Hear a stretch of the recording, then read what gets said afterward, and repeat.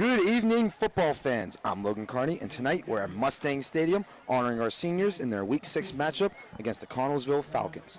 Connellsville enters this game 1-4 overall, 1-3 in section after a 56-7 pounding by top 5 team Central Catholic Vikings. In that game, Connellsville only managed 5 yards in the first half, while allowing 299 to Central, also in the first half alone. They will be led by now starting quarterback Dylan Harshman, who stepped back in Week 4 and provided 8 for 10 for passing, 125 yards, and a 72-yard touchdown run. Calling the plays for the Falcons will be fifth-year head coach Dave McDonald. Your Mustangs are coming off a shocking upset at the end of the Kiski area Cavaliers, 23-14. In that game, Corey Thomas went 5 for 19, throwing good for 95 yards, had an interception, and of course that 60-yard touchdown pass to star receiver Ashton Teeter. The Mustangs will look to rebound this week against Connellsville, who they beat 34-7 last year. Plum is led by head coach Matt Morgan. Your Mustangs are once again heavily favoring the matchup, but as we saw last week, nothing can be taken for granted. Once again, I'm Logan Carney. Joining me in the booth tonight will be fellow students Matt Bohinski, Dylan Fantone, Tyler Wilson, and although he's quite not the real deal, still very important, Mr. Todd LaVarse. Now, guys, last week we saw a disappointing outcome for the Mustangs. Matt, I'll start with you. What should the Mustangs look to do in order to rebound this week? Well, Logan, I think the first step is just to put that out of your mind altogether. You know, all the mistakes that they made throughout that game, just put it in their back of their mind, out of their mind. Just focus on this game. Hopefully run the ball a bit more than they did last game. And I think the numbers are going to show at the end of the game. Mr. LaVarse? Well, first off, thank you very much for that introduction, I think. And no, actually, it's a pleasure to work with you guys for my first time this year. I'm excited to see the team. I've not seen them in person yet this year. One thing I've noticed from reading the articles, seeing the broadcasts on TV, I'm using Mike Tomlinism here, guys. Splash plays. I've seen more of them this year than I've probably seen in the past, 3 or 4 years combined. And it's happening in all facets of the game as well. We're talking about, a big pass to Ashton Teeter, like we said before. Return by Patrick Crossy. Great plays by the defense, who's really sticking with it, just like they did last year when I thought they played a tenacious game. I'm looking for some big plays tonight. I think they're probably coming out with a chip on their shoulder. I'm looking to see multiple big plays in all facets of the game this evening.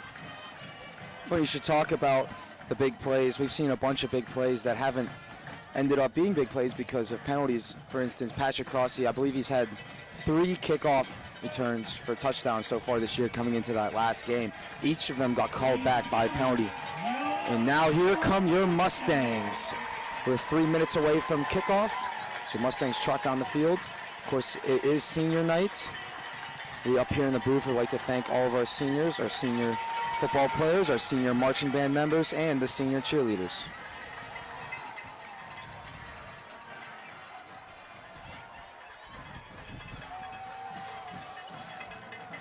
Some stats for last game. Of course, we talked about all year about how the Mustangs rushing game has been pretty much carrying this team.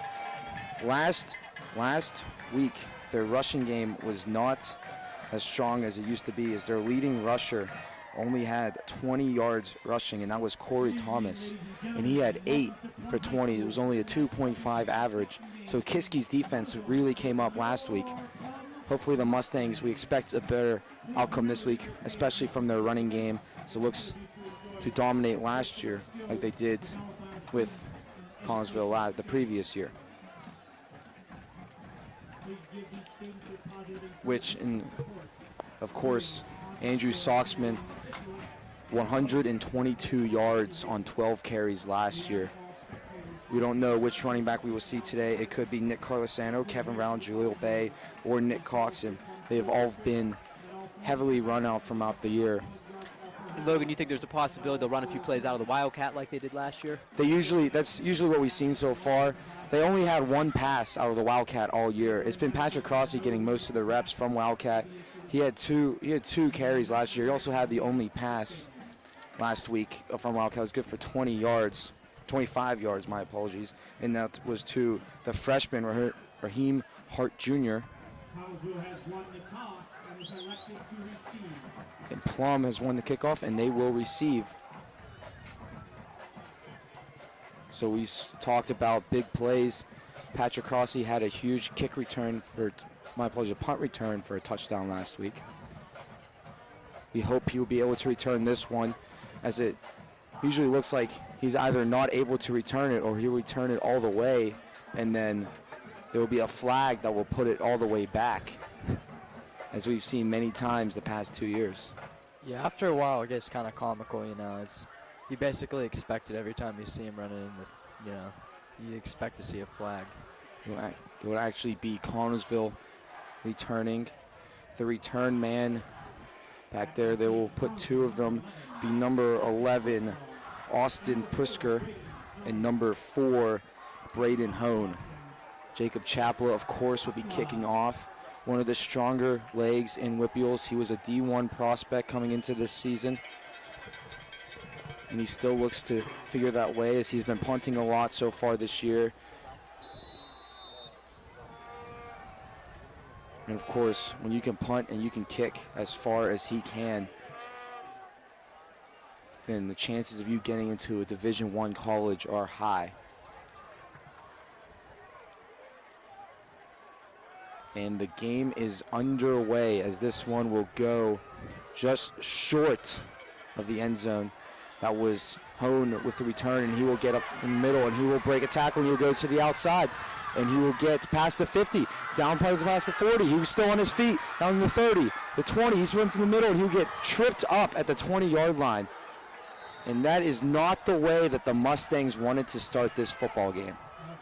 Well, this is interesting because I was actually about to bring this up before the play here, that even if something, you know, catastrophic happens at the beginning of the game, you know, Connellsville comes down, scores an early touchdown. I think a good key for the Mustangs tonight was not to get down here. This isn't a trend based off of last week. That might be one play. That was actually a tremendous effort there on the return. You know, to not get down. They're still the favored team here. There's a ton of talent, and what they've done all year, you know, up to this point, you shouldn't just miss that based on what had happened last week. Well, last year, Connellsville got up to a 7-0 lead early in the game before Plum scored 34 unanswered points and will win that game 34-7. So, Matt, do you expect a similar outcome this week? Well, we're hoping, that's for sure. From the look of it here, Connellsville, they're definitely going to put up a fight, especially judging from one play. I know it's pretty quick, but yeah, I think this is going to be a good game. I think one team's going to run away with it, and after that, they're going to find their rhythm and hopefully run away with it. So. And I did not see why they pushed Connellsville back, but they will start this drive at the 33-yard line. So 11:44 remaining in the first quarter. So you see the first play of the game. And it will be a keeper. That was number 1, Dylan Harshman, the quarterback who runs up the middle.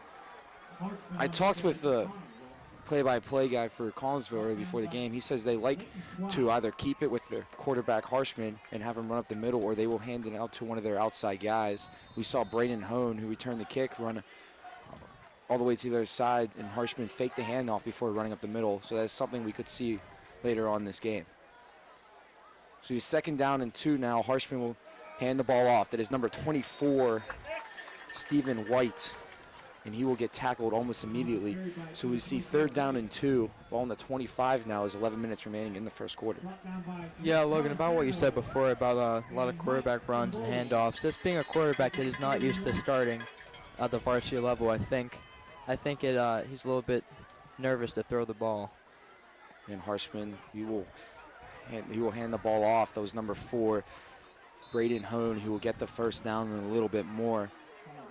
He faked off some of the Mustangs defenders who ran in and wrapped him up. And he faked off me up here in the booth, who was looking at him and didn't see Hone running to the outside.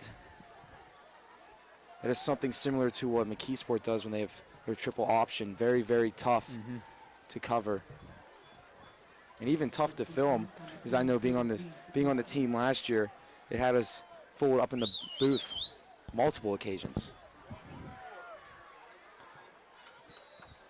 And Connellsville will run again. This time they get inside the 15.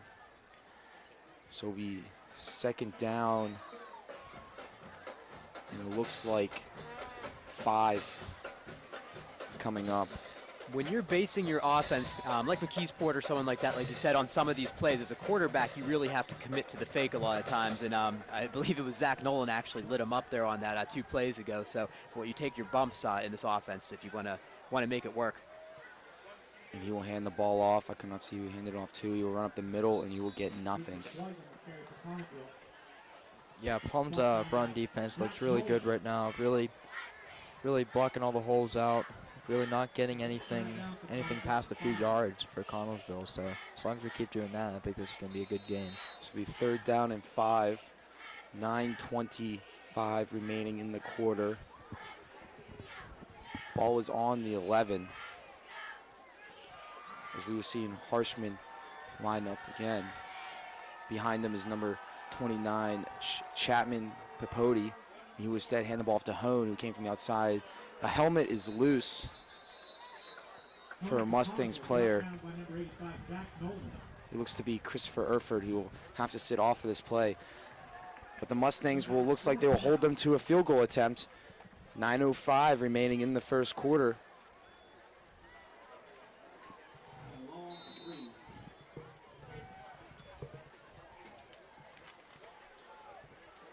Be kicking from the right hash here. Not a sure thing here. Looks to be a 27-yard field goal attempt. It is up, and it is good. So Connellsville will score first. 8:45 remaining in the first quarter. Connellsville Falcons lead this one 3-0 here early. Yeah, great kick by the kicker too. I mean, that's not at this level, that's not a sure thing, like Mr. LeVar said. We'll go back to what Matt talked about earlier. The Harshman is not used to starting. Actually, their starting quarterback at the beginning of the season got injured back in week 4 with a thumb injury. He is done for the year. That was Derek Ornoff. So Harshman only a couple games under his belt. Last week, they played Central, as we said earlier, lost 56-7. It was 49-0 at halftime. Yeah.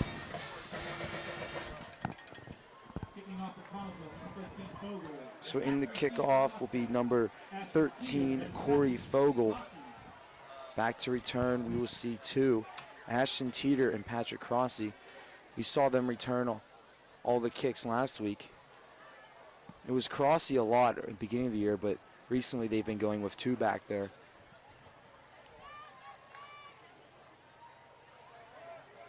.8:45 remaining in the first quarter. 3-0. Connellsville Falcons lead it.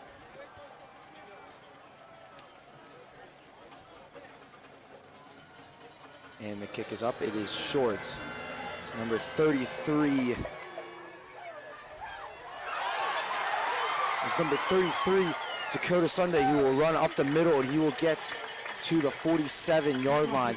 So a nice return by Dakota, who just sneaked his way right up the middle. So the Mustangs would get good field position to start the game. Looks like there's a flag on the play. It's all the way back at the 30. And it looks like it's going on the Mustangs. Be a block in the back call. The foul was at the 30, so the penalty will be enforced there. So the Mustangs will get the ball at the 20-yard line. Yeah, that's a great play nonetheless by Sunday, though.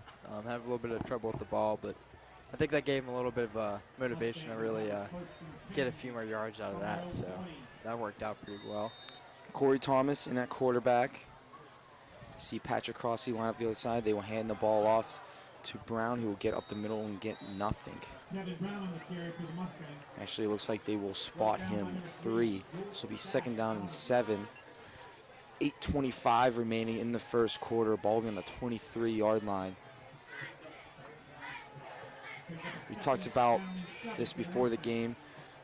Mr. LeVar's brought up big plays. Patrick Crossy has had kick returns, multiple kick returns for a touchdown that has got called back, a similar one there on the block in the back call, and that's why the Mustangs are starting so far in the end zone. It looks like a Connellsville defensive lineman jumped, and the Mustangs will be moving forward here.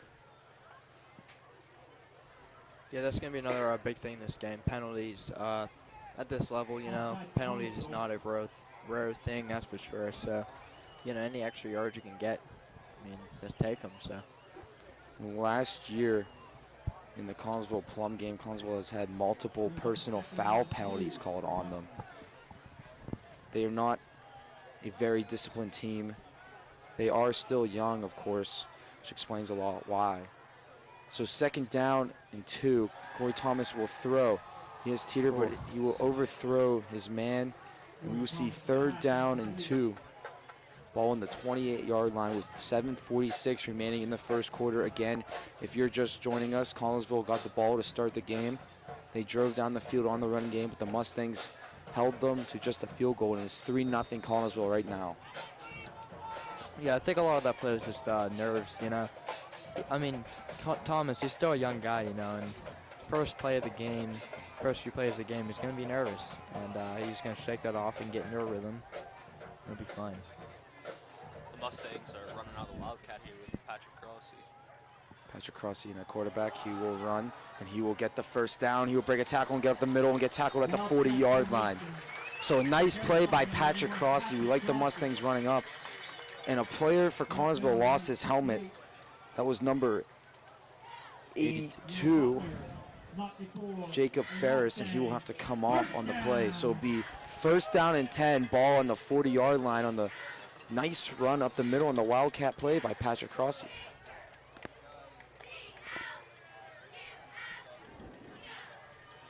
Corey Thomas will be in at quarterback. We see 3 wide receivers lined up. Actually 4 as Kevin Brown goes in motion. They will hand the ball up to Jaleel Bay. He will get 2 yards, so we see 2nd down and 8. So we get under 7 minutes here in the first quarter. 3-0, Connellsville leads it. Yeah, I was talking to Jaleel Bay earlier today, and he seemed really excited for this game. You know, he said he really wanted to show that they can come back from a loss like this. And from the look of it, I think they're going to do just fine. The Mustangs' offense, it can just be really explosive. Corey Thomas in a quarterback. He will hand the ball off. That is Nick Coxon this time. He will get 4 yards on that carry. 6:30 remaining in the fourth quarter. 3rd and 4. Ball on the 46. And Corey Thomas will come out in quarterback. We saw Patrick Crossy in the 3rd down and 2 come out as the Wildcat quarterback and run the ball up the middle. Coxon will be lined up behind Thomas. Crossy lined up closer to us. Teeter on the opposite side. There's a snap. Thomas will throw. He finds Teeter. Teeter got the 1st down and then some. He will push a guy off and get knocked out of bounds at about the 43-yard line. So it'll be another 1st down for your Mustangs. 1st and 10, ball 6 minutes remaining in the first quarter. The Mustangs are driving right now. Yeah, they're looking solid right now. Corey Thomas not showing as many nerves as he was the first few plays. So ball will be on the 42-yard line. Corey Thomas sends his man to the line. 5:54 remaining in the first quarter. Corey Thomas in shotgun. He has a man in motion. And there's a snap. It will be handoff to Coxon, who will run up the middle, and he will stay on his feet. And he carries a man for the 1st down. A helmet will fall off for a Connellsville player, and he'll get tackled at the 29-yard line. And there's another 1st down for your Mustangs as they continue to drive down the field with 5:46 remaining in the first quarter. Yeah, a lot of talent at the running back position. You saw Nick Coxon there, Jaleel Bay, of course Kevin Brown, probably the #1 guy to give it to. But it's always good to have depth in that position because that's a position that a lot of guys get injured and beat up and tired from. So we see Patrick Crossy and Wildcat, and there's a snap, but it will be a flag. My apologies, a timeout called by the Mustangs at 5:20 remaining. Might have been play clock running too low. So the ball will be on the 29-yard line, 5:20 remaining in the first quarter. And Matt, what do you think the Mustangs are going to have to do to drive down and get into the end zone? You know, get into a rhythm, basically. They look like they're settling into a good one right now, you know. Mix it up, run play here, pass play there. You know, keep it short, too. Don't do anything too flashy right now this early in the game, so. How about you, Logan? I agree with you, Matt. Looks like they're running the ball right down the field so they can just continue that game plan. Maybe throw a couple more quick passes. And the Mustangs should get into the end zone as it is looking like on this drive. So ball on the 29-yard line, 5:20 remaining in the first quarter. 3-0 Connellsville leads it. Patrick Crossy again in a Wildcat quarterback. There's a snap. He will keep and he will run to the outside. And he will get hit at about the 26-yard line. So three-yard run for Crossy as we get under 5 minutes here.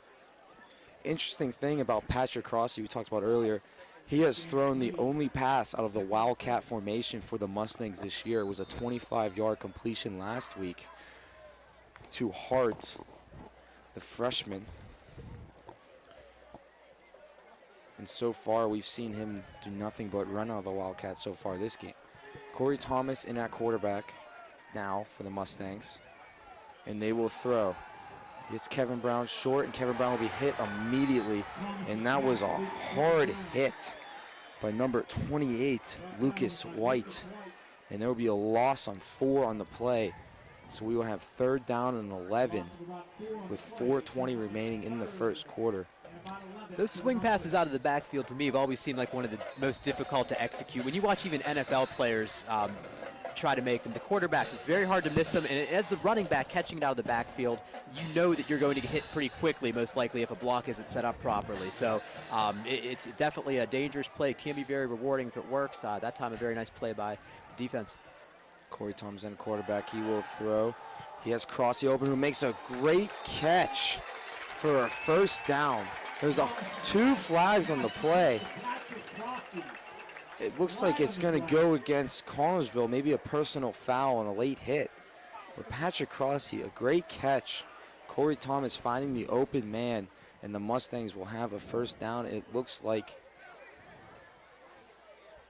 And it will be a personal foul on Connellsville, so that will move them up a bunch. Yeah. Yeah, Logan, like you said, they just got to be more disciplined, Connellsville. You know, I think that's what we're going to see a lot is personal fouls, and that's fine. They had several last year, and they will push this one up to the 8-yard line. So the Mustangs are now in the Heinz red zone. Get your thick and rich Heinz ketchup at your local Giant Eagle. To be 1st and goal, ball on the 8-yard line. 3:46 remaining in the first quarter. Connellsville leads this one 3-0. Corey Thomas will hand it off to Kevin Brown, and Kevin Brown will run up the middle, and he will get into the end zone for a Mustang touchdown. So with 3:33 remaining in the first quarter, the Mustangs respond to the field goal by Connellsville, and they will put up 6 points and take the lead here with just 3 minutes and 33 seconds remaining in the first quarter. Jacob Chapla on to kick the extra point, and he has been nothing but consistent this year.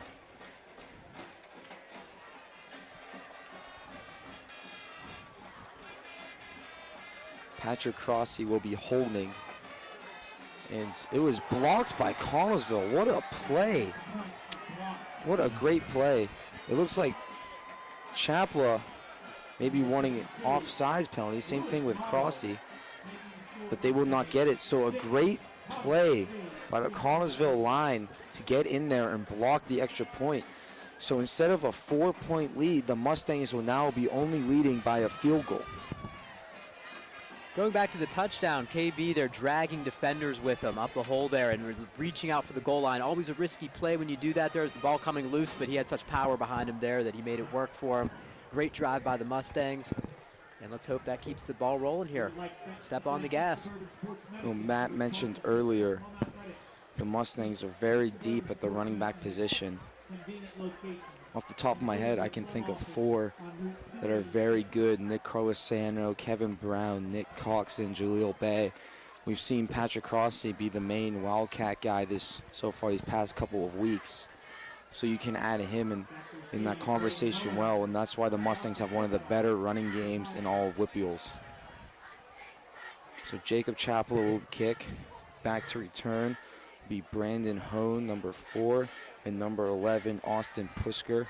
Brandon Hone had the great return that put them all the way at the 20, but there was a penalty that backed them up to, I believe it was the 38, before the Mustangs defense held them to just a field goal. It's now 6-3 Plum Mustangs.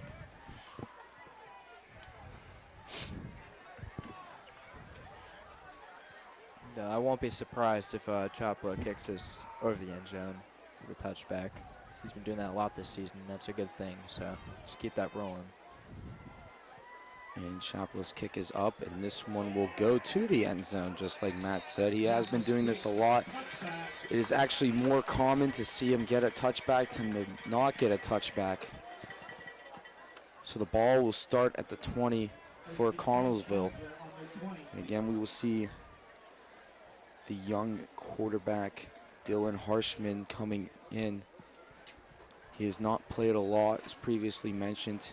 He had a nice game, or half a game, when he came in. He had a 72-yard run for a touchdown, over 100 yards passing. But last week against Central, they did almost nothing. Looks like he will hand the ball off to the wide receiver coming in from the outside. That was number 24, Stephen White, who will get up to the 27-yard line. So it'll be 2nd down and 3 as we get under 3 minutes here remaining in the first quarter. Yeah, I'm seeing a lot of words exchanged throughout the players here. Definitely getting in their heads. I don't know who's getting in whose head, but something is definitely going on down there. So there's the handoff up the middle. There's number 29, Chapman Papoe, who will get the first down. And he will get tackled at the 31-yard line. So under 3 minutes now, 1st and 10, ball on the 31-yard line coming up for the Connellsville Falcons.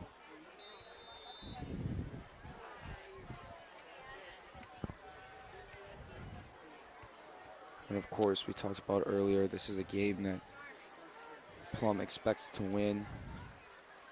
Last week was a similar game. Lakisky came up very fired up and they won. Harshman, it looks like he will throw, and he will reach his man, but he will get hit immediately. It's like Nick Coxon. it was Nick Coxon who hit the Connellsville receiver immediately and knocked the ball out of his hands. So we see 2nd down and 10, ball in the 31 with 2:33 remaining in the first quarter. The Mustangs lead this one 6-3 on the touchdown run by Kevin Brown. Harshman in shotgun. He will keep and he will run up the middle and he will get tackled for a loss. Looks to be a loss of 1 on the play. So the ball will be at the 30 and we see 3rd down and 11 coming up now for the Falcons as we approach the 2-minute mark. Plum's defense definitely seems to be adjusting here to any tricks in the backfield they're seeing, any looks they're seeing from Connellsville here. Doesn't look like they're getting fooled on anything. Harshman will be in shotgun. 3rd down 11. He will throw as he rolls out closer to us. And he will find his man. That is number 24, who will run down the field. And Patrick Crossy would go for the strip, but will tackle him instead. So number 24 is Stephen White. And that is a huge completion. That'll put them all the way at the 18-yard line. And Connellsville is now threatening in the Mustangs' red zone. I'll be honest, when he put that ball up there, I thought that was going to float out of bounds, out of reach there, but just kind of dropped right into the receiver's hand, so good catch there. Yeah, no, good job by Crossley to catch up to him. That's tough to do, you know, when he catches his stride. He got the, yeah, he just had. And Harshman will get the snap. He will hand the ball off. That is number 4, Braden Hone, who will get to the 15-yard line, so it'll be a gain of 4 on the play. And Matt, going back to what you were just saying there, he had the presence of mind to actually try to strip the ball there, too. So Yeah. he caught up with him. He knew he had the tackle. He had a firm grasp on him, and he swung the arm around there, too. So heads-up play by Patrick there. Definitely.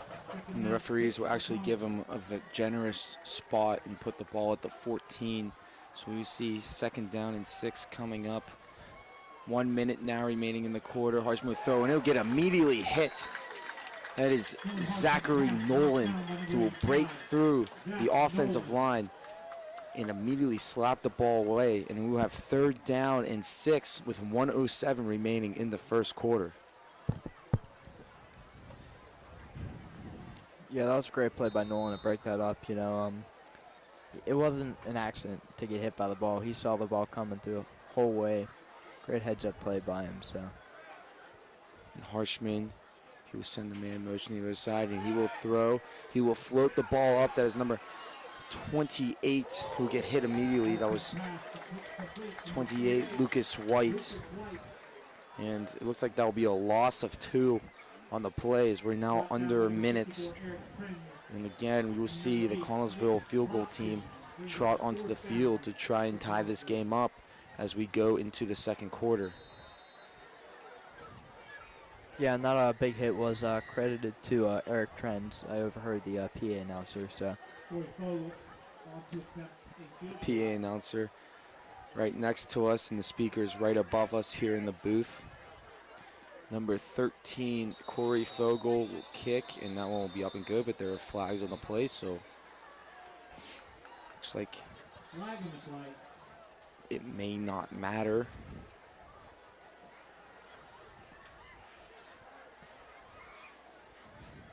And the call will be offsides on the Mustangs. So we'll move them up. We'll see if they will try and go for it, but they will not. The kicking unit will remain on the field. It's just 4th and 2. They're 20 seconds. It looks like they will let the clock run out. So we are going into the second quarter. Your Mustangs lead this one 6-3. To recap, Connellsville started out with the ball, and they drove down the field after a great kick return, put them at the 20 before a penalty pushed that one back to about the 30-yard line. They would then later get a couple more yards and settle for a 27-yard field goal that will put them up 3-0. And then the Mustangs will do a great selection of play calling, short passes, the combination of some great runs. We saw one by Patrick Crossley, all capped off with a nice run by Kevin Brown that put him up 6-3. And then the extra point went out, and it was blocked by the Connellsville defensive line, who just got right up in there and snapped that ball away. Yeah. So it's now 6-3 going to the second quarter. Connellsville is looking to tie this game up. Matt, your thoughts on the first quarter? Well, I think Plum defense is doing real good. Any big play that Connellsville is getting is pretty few and far between, I should say. They're not really. There's no rhythm, and I think they're just doing a great job on the run. Like Mr. LeVar said, not getting fooled in the backfield. So I think we just keep doing what we're doing. Maybe limit those big plays, and we're going to be just fine.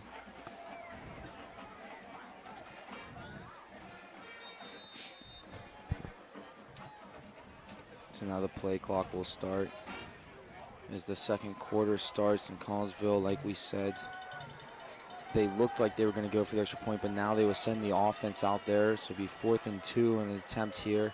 Harshman lines up a quarterback under center. And it looks like they only did that to try and draw a penalty by the Mustangs. So instead they will use a timeout here. And now we will see if they again send out the offense or if they will try and tie the game up with a field goal. It's not a long kick. Ball is They are dead center here as well. I don't think they're going to try to kick this one, but we'll see. Maybe not. Yep, their offense will take the field again. Mr. Lavars, do you understand why they would not run a play on the last one and then send the offense right back out? Yeah, that usually don't see that. Obviously trying to get the first down there, and they're sort of out of options with that this time unless they want to burn another timeout. I guess they think they can get it. Although I would probably trust my kicker to put the points on the board here. It's an easier shot than he had last time. He made that one with no problem, so we'll see if it pays off for him. So Connellsville on the ball, they will actually throw it to the outside, and it will be a great catch. That was number 24, Stephen White, with a great one-handed catch. The throw by Harshman was a little bit wide, and White with a great catch gets the first down, and it will put them at the 4-yard line. So now they will have first and goal on the 4, and the Mustangs defense needs to make a huge stand here. Yeah. So Harshman will line up quarterback. They will throw again, and he will actually run and try and keep it, and he will get hit. That was a huge hit. That was number 44, Nick Carlesano. Talks about how great of a running back he is. One of the better defensive players on this team as well. The huge tackle there, and it will be second down and goal. Ball still on the 4-yard line. It's interesting to see that Connellsville looked to pass on both plays. Nothing materialized there for the quarterback, and he tried to run the ball up but got nothing. And Mustangs wanted a flag there. Connellsville looked confused, and now they will burn another timeout. So they will have one timeout. 2 were burned in the past 3 plays. So they will have 1 remaining with 11 minutes left in the half. And again, we wonder why they didn't just run a play and burn the timeout. Instead tried to draw the Mustangs off sides. And now we'll come back to haunt them as they only have 1 remaining.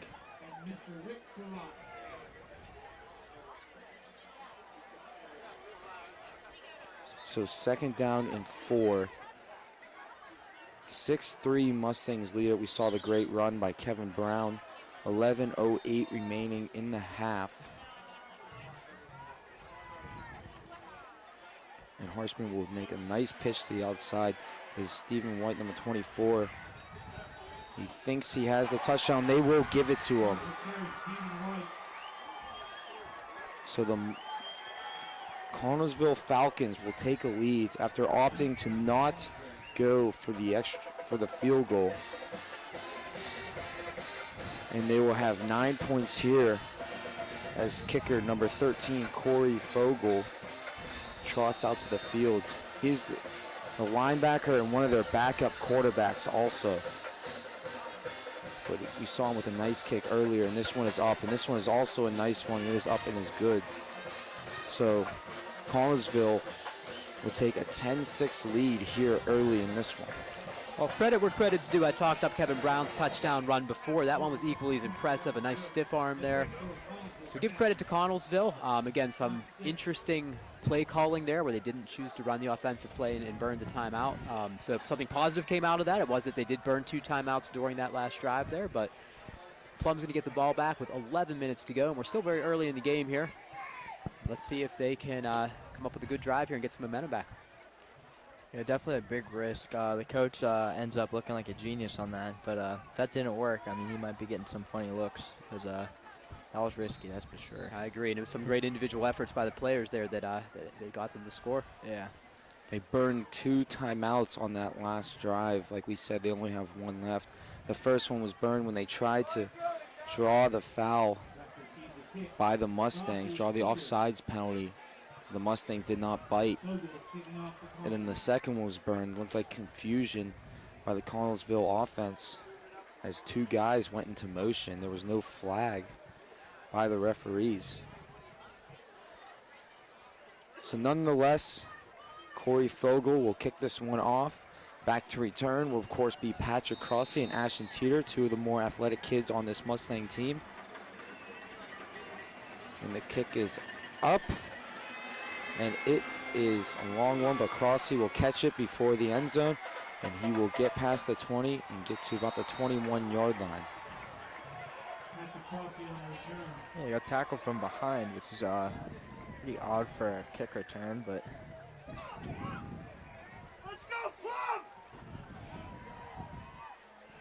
the Mustang crowd is stunned that Connellsville is leading 10-6 right now. yeah, Must- more like angry. Mustangs look to be in another good one. Another close matchup. Corey Thomas in at quarterback, empty backfield set. And he will throw. He will try and scramble. He will find some time, and he will get to the outside. He will get the first down and hit and get some more and get knocked down at the 37-yard line. So a great run by Corey Thomas in the first play of this one as he went to pass, but a Connellsville defensive lineman got right in there and tried to hit him.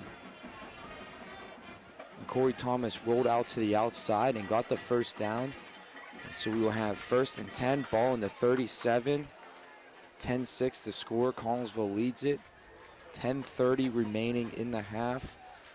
Your Mustangs have the ball on the 37-yard line. Corey Thomas still in at quarterback.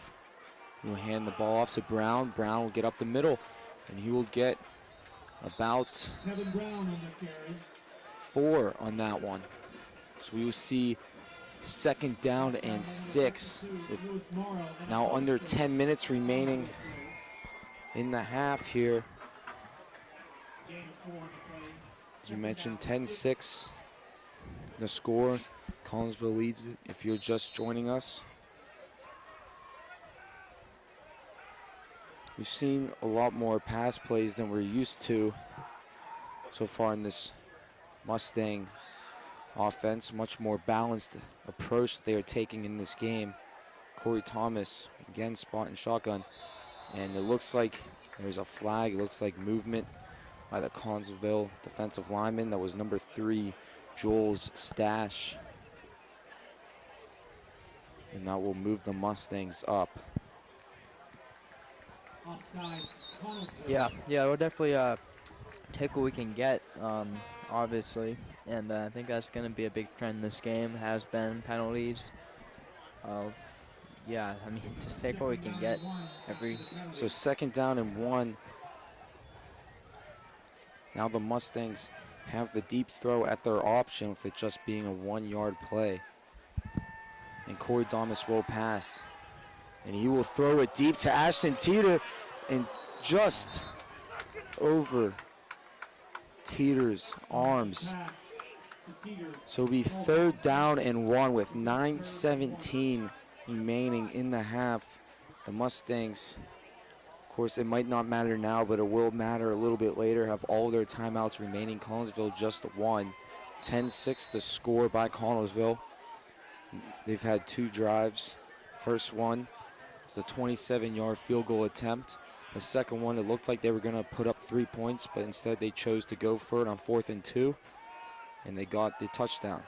So he'll hand it off to Nicholas Coxon, and Coxon will fight his way for the first down. Yeah, he's over.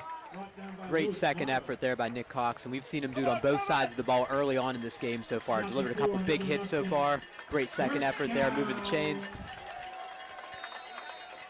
So it'll be 1st down and 10, ball on the 48-yard line. Under 9 minutes remaining in the half now.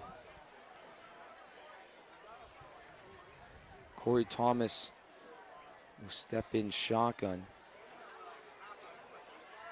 And he will hand the ball off to Kevin Brown. Kevin Brown will get some room, and he will get up in the middle to about the opposite 46-yard line. So 2nd down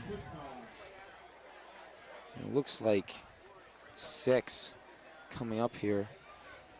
Actually, they will say 5. They will give him 5 yards. 8:30 remaining in the half. 10-6 to score. Connellsville Falcons lead it. As the offense steps to the line. And Corey Thomas will hand the ball off to Brown again, who will run to the outside. And he will push a man off and get knocked out of bounds and thrown. And the Mustang fans want a personal foul penalty, but they will not get one, as Kevin Brown was tossed to the ground after he was knocked out of bounds. But nonetheless, it will be a first down in the 35-yard line with 8:10 remaining in the half.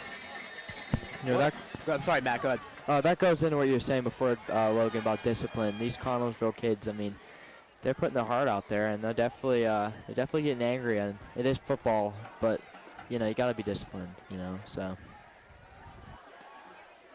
First down and 10, ball on the 35-yard line, 8:10 remaining in the half. Corey Thomas will throw, and Patrick Cross, he will attempt to catch it, and it will bounce off his fingertips, and it was almost intercepted then by number 11, Austin Pusker.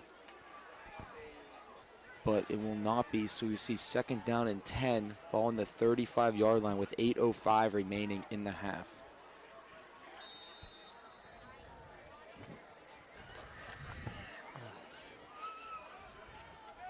Corey Thomas in shotgun.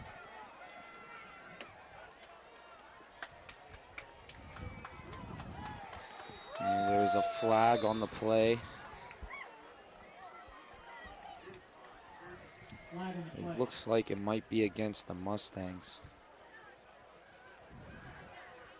And it will be a false start penalty on the Mustangs, so that will push them back.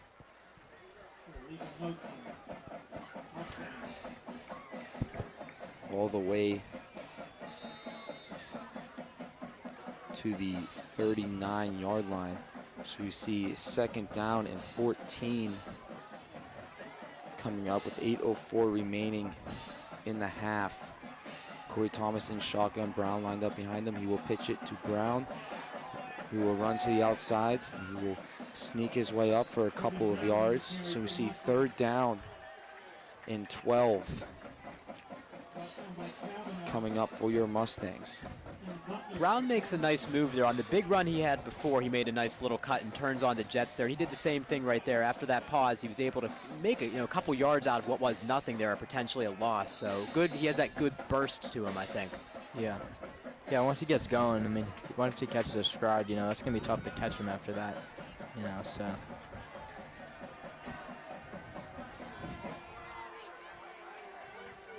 Very quiet October night right now for the Mustangs. Corey Thomas in shotgun, and of course he will throw, and there's a flag on the play. And it looks like this one will be against the Mustangs. Another illegal motion call on the Mustangs, so that will push them back even further. 7:16 remaining in the half. You will see third down and 15 now for the Mustangs. There's 7:15 remaining in the half. It needs a big play here. Of course, they could go short and try and put it in field goal range for Jacob Chapela, one of the better legs in WPIALs. We've talked about him all year long. And they will throw. And Corey Thomas will buy some time, and he will run up the middle, and he will snake his way to the outside, and he'll get knocked out of bounds. There's a flag on the play, and it looks like it will be on Connellsville.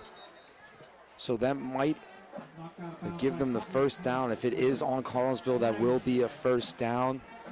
So it will be 4th and 2 if not.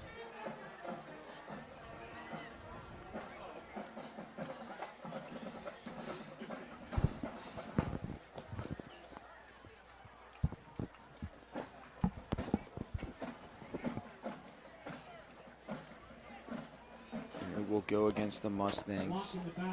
Block in the back call. So that will push them back even further. Yeah. That definitely hurts. No question about that.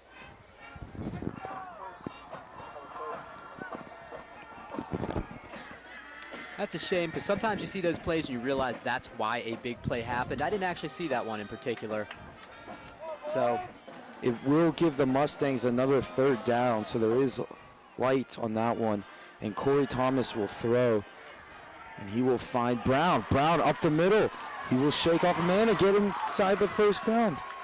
He will get to the 10-yard line, still on his feet. He'll get tackled at the 5-yard line. And the penalty gives the Mustangs an extra chance at getting the 1st down, and that will put them all the way at the 5-yard line. Yeah, that was, he stayed up.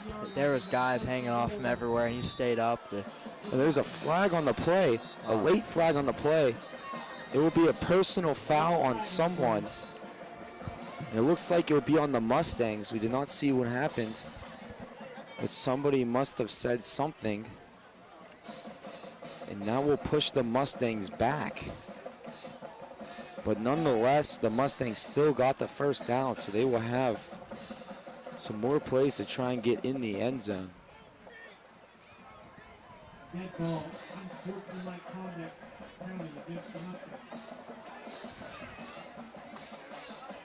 Yeah, Logan, it was a unsportsmanlike conduct. They just, PA announcer just said. So that's big, you know. We have to stay disciplined as well. not sure if somebody got just too fired up after that video game-esque play there. Yeah. Didn't even look real, but Well, sometimes you always question if whether a coach would rather opt for the 4th down and short, or 3rd down and long. That time Connellsville opted for 3rd and long, and it did not work out the way that they had planned. That penalty will push the Mustangs back to the 20, so we see 1st down and goal, ball on the 20 with under 6 minutes remaining. And Corey Thomas will fight his way up for a couple of yards. They will give him 2, so we see 2nd down and 18 with 5:50 remaining in the half. looked like Thomas had the option going there with Coxon, I think, too. Looked like he had the option to pitch it out to him. Kept it himself there, got a couple-yard gain. Yeah, he should definitely not be too afraid to run. You know, he's a fast kid. He's big. You saw there he was fighting for the extra yards. So the Mustangs will be in the red zone. The Hines red zone. Get your thick and rich Hines. Catch up with your local Giant Eagle. Corey Thomas will hand the ball off to Nick Coxon. Nick Coxon will break a man, and he will get into the end zone for a Plum Mustang touchdown. The Mustangs will now lead this one 12-10. They might go for the 2, or they will try and opt for the field goal lead. The last one was blocked. And of course, extra points, they usually are automatic, but after a great play by the Connellsville line on the last one, you will hope that this will give the Mustangs a 3-point lead, and the Connellsville line looks like they will jump. It might be false start on the Mustangs. Has this been the most amount of laundry you guys have seen on the field so far this year? Yeah, as far as I can think of. Last year, Connellsville and Plum, it was a very similar game. Connellsville got a lot of personal foul penalties called against them. Of course, this time it's been a lot called on both sides. I think back to earlier in this year, I think it was North Hills, or it might have been Hempfield. There's a lot of flags on the play. Is there a timeout?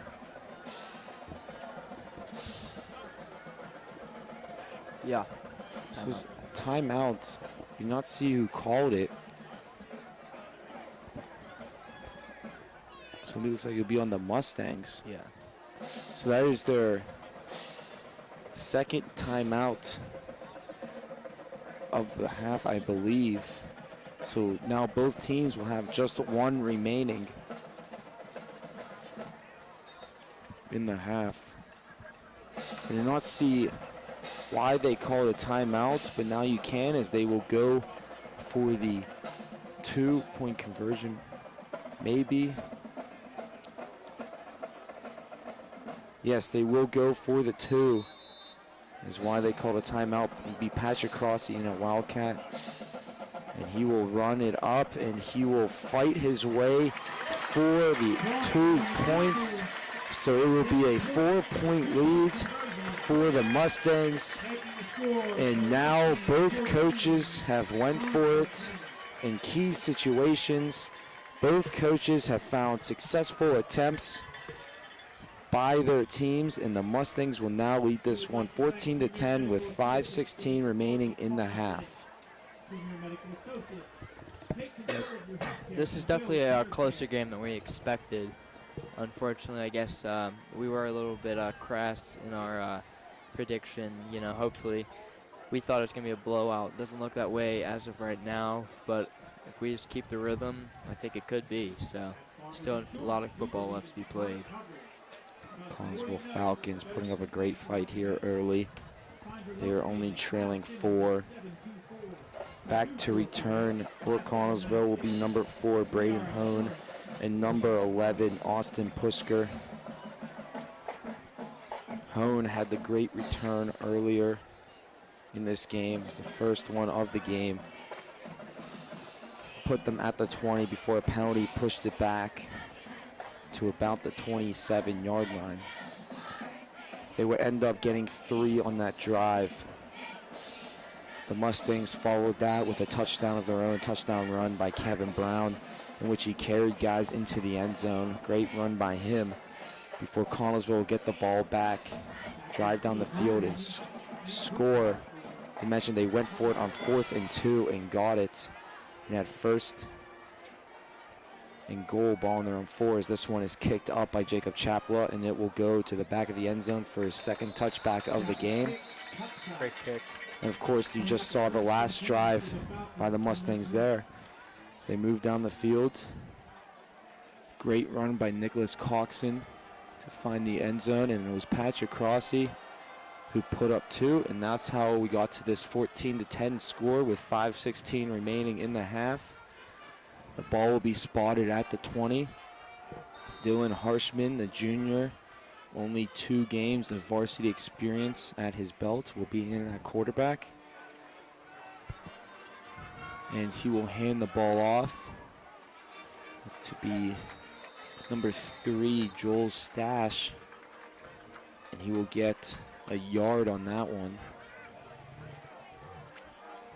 So we see 2nd down and 9. Under 5 minutes here remaining in the half. Mustangs lead this one 14-10.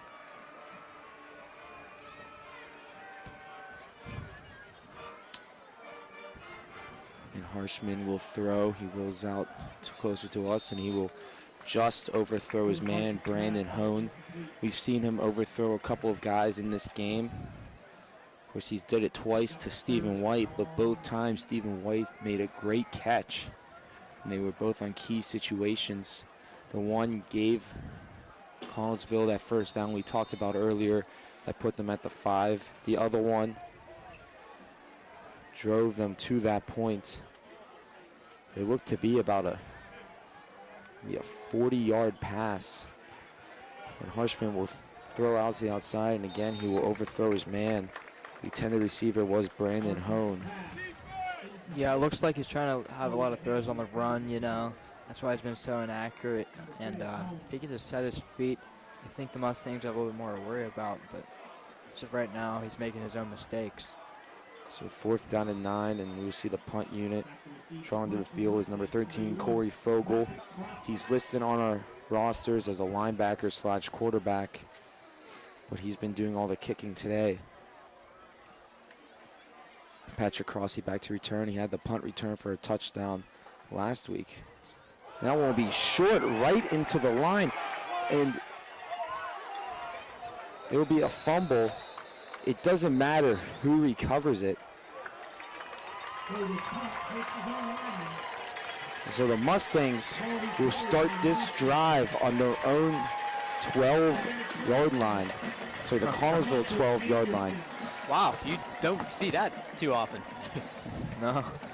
Step to the side there. He looked like he was trying to avoid the rush with the punt, maybe angle it away so there couldn't be a big return. And I don't know if that led to him just booting it right into the line there, the oncoming rush. But you don't see that too often, and we'll take advantage here. Well, like I said before, he punted that one. He is listed as a linebacker / quarterback, so perhaps this is his first time getting work in as their punter or kicker, as that will be handoff up the middle. I'm trying to see if they have one listed on their roster, and they do not. Logan, I think you're absolutely right there. That's a tough position to put a student athlete back on your own end zone there. Plum capitalizes. The ball will be at the 9-yard line. So we see 2nd down and 6 with under 4 minutes remaining. Corey Thomas in quarterback. And you hand it off to Jaleel Bay, who will get up the middle for a couple more yards. On that punt, guys, it looked like 57 took the ball straight into the back. Yeah. So I saw him running off the field, holding his back while running. Ouch. Hard punt must have been if that might have stung.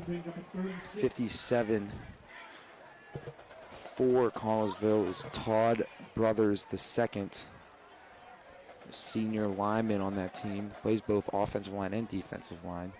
And you're not expecting a football to the back either at that point, so yeah, making it doubly surprising. So Corey Thomas in a quarterback, he will throw. Teeter will run in front of the man. There's a flag on the play, and it looks like it will be pass interference. And that is huge for the Mustangs, as that will give them a first down. Ashton's progress is definitely impeded there by the defensive back.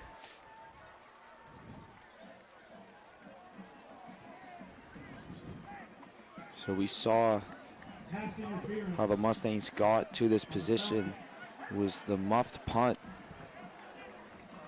Actually, I don't even know if you would call it a muffed punt, just a bad punt by their linebacker, number 13, Corey Fogle. He's listed as a linebacker. He has made a tackle in this game. And Corey Thomas will run the ball up the middle, and there will be a Mustang touchdown, and they will have 20 points on the board, and likely 21 bearing the extra points. The Mustangs will now have a 10-point lead on Connellsville, and it'll be under 3 minutes here remaining in the half.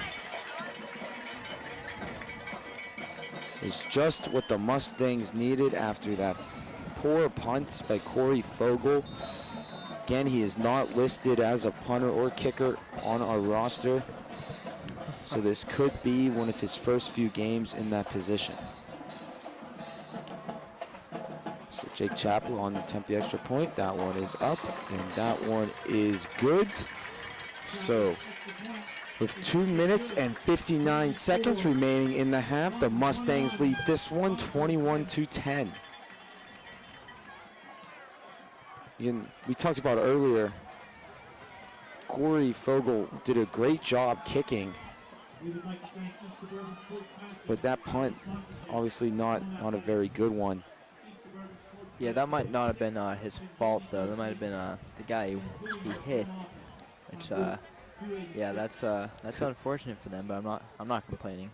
They can do that again if they want. Could have been a low snap, caught him off guard. But nonetheless, it does help the Mustangs.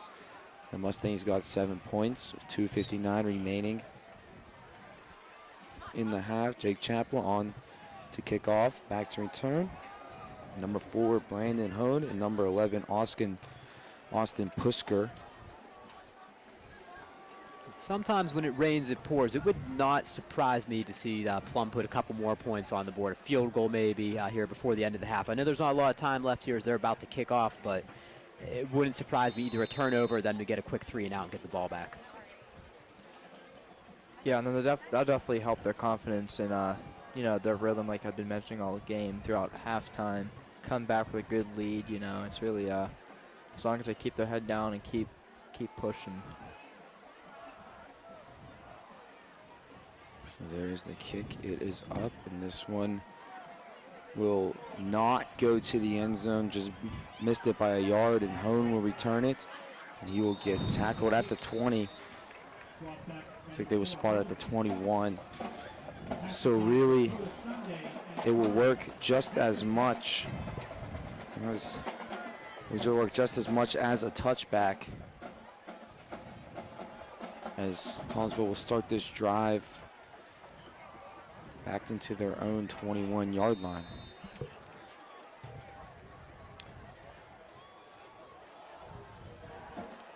And it was the handoff to number 24, who will run out to the outside and get tackled. Again, that was 24 Stephen White, who's made a couple good catches in this game. We talked to the Connellsville play-by-play man earlier. He says that they like to do that. They like to run up the middle with Harshman, or they will hand it off to one of the guys spotted on the outside. So we have 2:25 remaining in the half. Both teams down to one timeout. The Mustangs used one when they decided to go for two after the penalty. As we hear the Mustang crowd start to get into this one, the Mustang student section, it is neon night. As Harshman will keep this one, run up the middle. And he will get, it looks like 3 yards on that one. So we see 3rd down and 3 coming up. Ball on the 28-yard line. Under 2 minutes now remaining in the half. Is neon night over here. The Connellsville student section. If there is Looks one. like blue out over on that side. I don't think that's a student section. I think that's his parents. But So the Connellsville parents, Connellsville fans, will not be experiencing a blue out. We will see 3rd down and 3, 1:20 remaining in the half. 21-10, your Mustangs lead it. It's the handoff to Hone, who will get 2 yards and will come a yard short. And the Connellsville band starting to set up over there on the right side of the field. Almost halftime. Looking forward to see what they got. we invite you to stay with us at halftime. We will bring you our halftime report. The Connellsville band will perform first, as there will be a timeout called by the Mustangs with 4th and 1. 1:10 is where the clock will stop. Again, we invite you to stay with us at halftime. Connellsville band will be first. And they will be followed by your Plum Mustang marching band, who joining them tonight will be the junior high marching band. They will get to play along with the Mustangs, get to watch and get to learn, and hopefully be a part of a great music program we have here at our high school. Great. It's a great music program. A little bit short this year with a lot of missing seniors, but yeah, definitely great. So 4th and 1, and there's the punt. He will make sure he gets this one off, and it will be stopped at the 39-yard line. Yeah, definitely took his time with that punt, you know. Really focused, took his time, made sure he made connection with the ball. You know, didn't hit any linemen on the way, so. Leighton Qual looked to be telling Patrick that he could have caught that one. But nonetheless, the Mustangs get the ball at the 41-yard line with 1:05 remaining in the half. Your Mustangs lead this one 21-10. No timeouts remaining for them. Connellsville has one, but I do not expect them to go for it if they do indeed get the ball back, unless they get it in the Mustang side. But Corey Thomas will throw, and it will almost be intercepted, but complete to Teeter, and he has some speed, and he will get down the sideline past the 30 and get knocked out of bounds at the 22-yard line.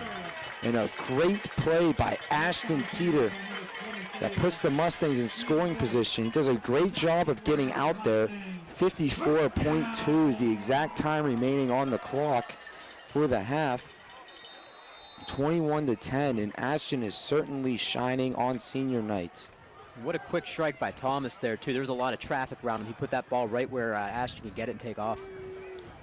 Kevin Brown will be spotted behind Thomas And he will hand it off to Brown. Brown will get in the outside. He has some room. He will shake off a man and shake off another guy. A nice spin move, get inside the 5-yard line. And another great run by Kevin Brown that will put them at the 4-yard line. Yeah. With 43.6, the exact time remaining. Of course, they follow college rules, so the clock doesn't start till they set the ball up. And they will spike the ball. It looks to be Zach Nolan. Looks like there was a penalty on Connellsville, but the referees will not call anything. Yeah. So we see second down and goal. Ball in the 4-yard line with 39.2, the exact time remaining in the half. Your Mustangs lead this one 21-10, and they are looking to extend that lead even further as they are now threatening in their own red zone.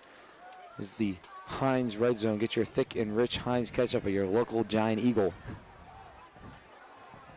I will.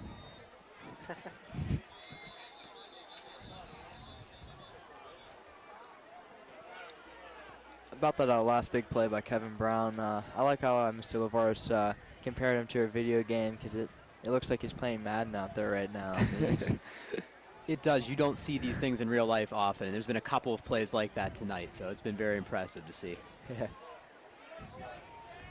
He's like using the sticks, the Hit stick. hit stick, yeah. Corey Thomas in at quarterback. He has a man right on him, and he will throw to Kevin Brown, and Kevin Brown will get into the end zone for a touchdown. And Kevin Brown having himself a Madden-like game as he will get in the end zone with 34.5 remaining in the half. Your Mustangs will now lead this one 27-10, likely 28-10 as Jacob Chapla trots onto the field. And the Mustangs, after losing early in this game and late in the second quarter, have now scored 21 unanswered points.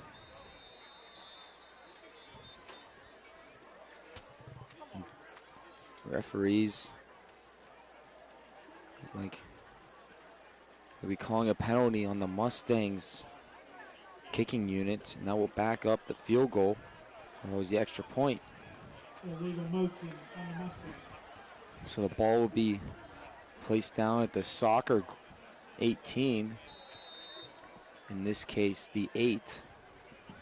So it will be a 25-yard field goal attempt now for Chapla.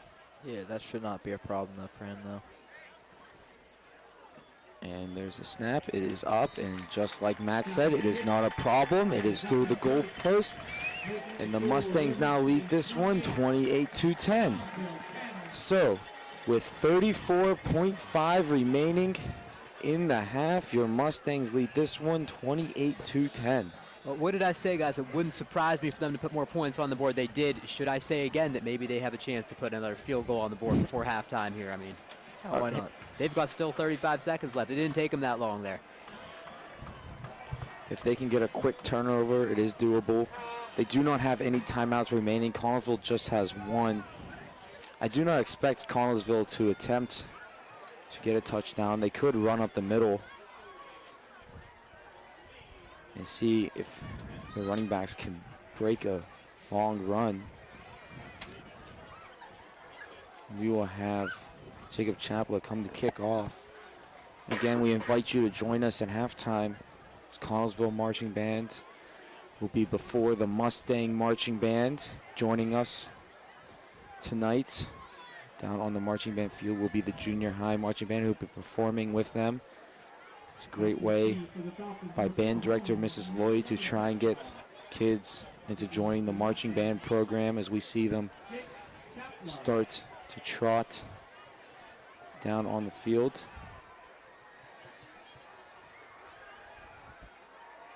The Mustang student section continue to try and get into this game. Back to return will be number 4, Braden Hone, and number 11, Austin Pusker. Jacob Chapla to kick off. We've seen him do 2 touchbacks so far in this game, and one that almost went into the end zone. This one will be up, and this one will go to the 3-yard line, and Hone will return up the middle, and Hone has some room. He will shake off a Mustang defender, break the tackle by Chapua, and he will get tackled at the 40-yard line. So another great return by Hone. He had that one that went all the way to the 20-yard line before it got pushed back by a penalty. It was Leighton Quao with the potentially touchdown-saving tackle. It's funny to say that when the ball is being spotted on Connellsville's 41-yard line, but it is true. As besides Leighton, there was nothing but daylight there for Braden Hone. So now that they are at the 41, it looks like they could go for it. And they will hand the ball off as number 24, Stephen White with the carry. Clock is at 20 seconds now. There will be the last timeout called by Connellsville. So they'll stop the clock at 20.4 seconds, 28-10. Your Mustangs lead it. Second down and 7 coming up.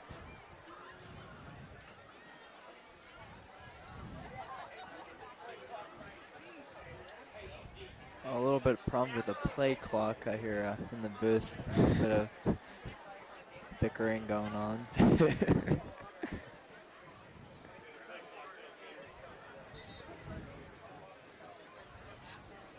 It's up here in the booth. Everyone is up here. The Connellsville broadcast team.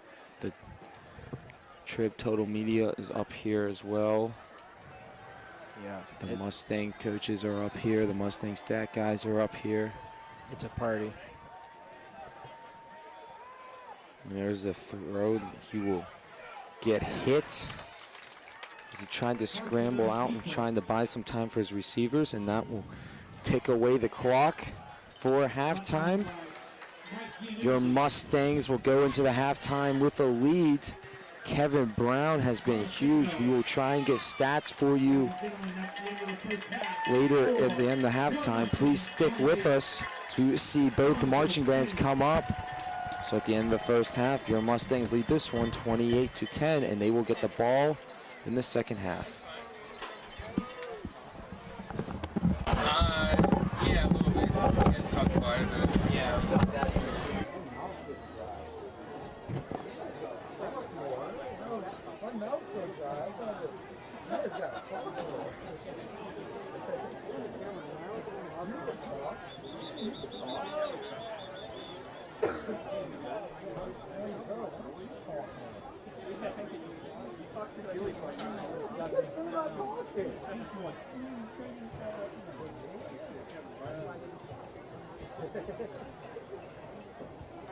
Can anybody buy me a drink?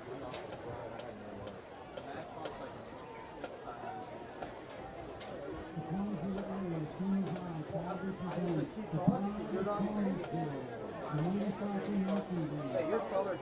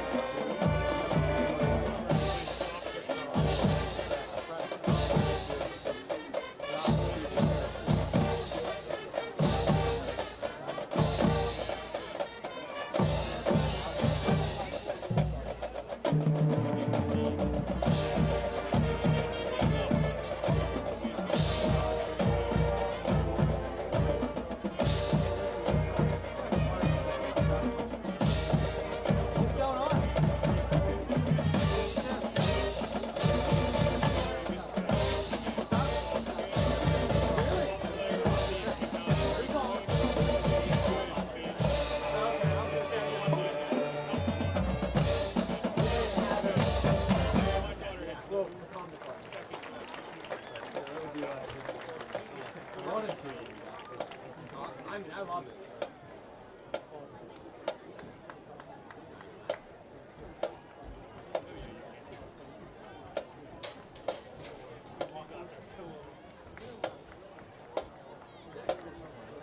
Yeah, I saw Jack. He was like right down over here.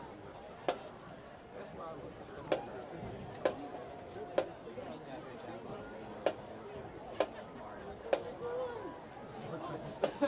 Make fun of who's ever on there.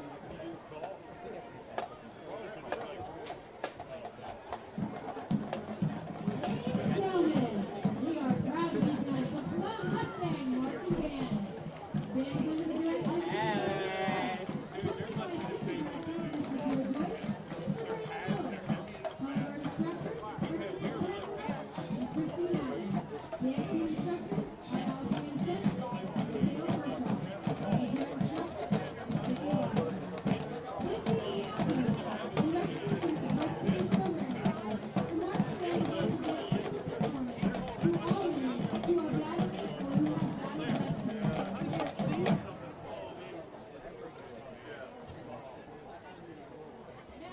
Now, put on your nozzle jumpsuits, trace back that hair, and roll out those sideburns.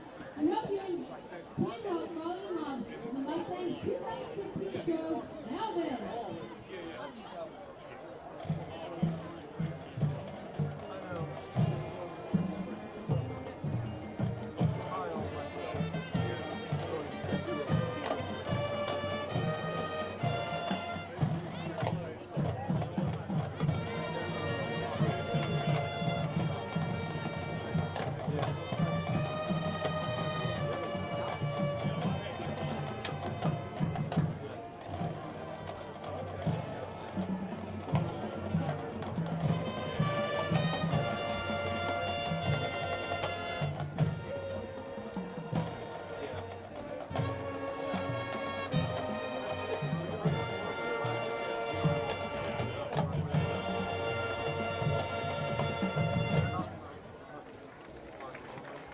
Well, Elvis is some people tap their feet, some people snap their fingers, and some people sway back and forth.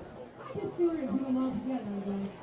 Watch the band at the band front, march, spin, dance, and play as we perform CC Rider and Burning Lights in this next movement.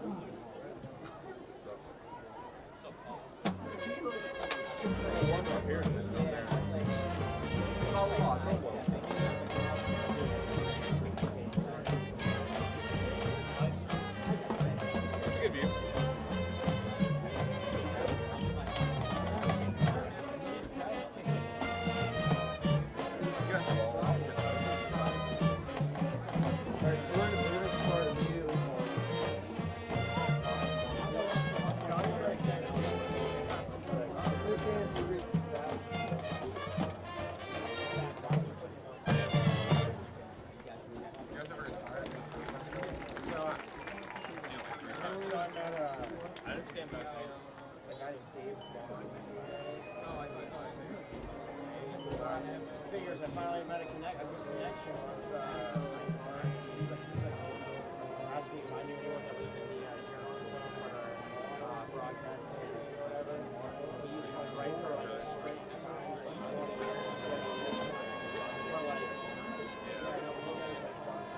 I get you.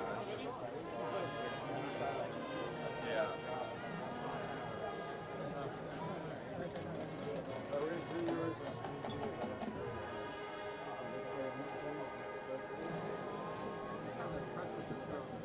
Yeah, I was seeing the same thing. I was just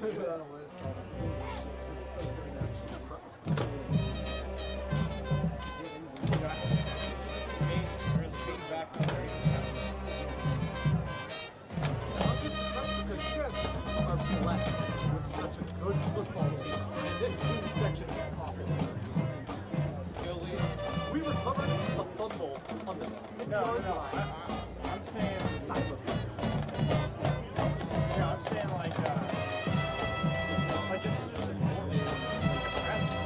Like this is what people do on time. Dude, this is better than what No, I know.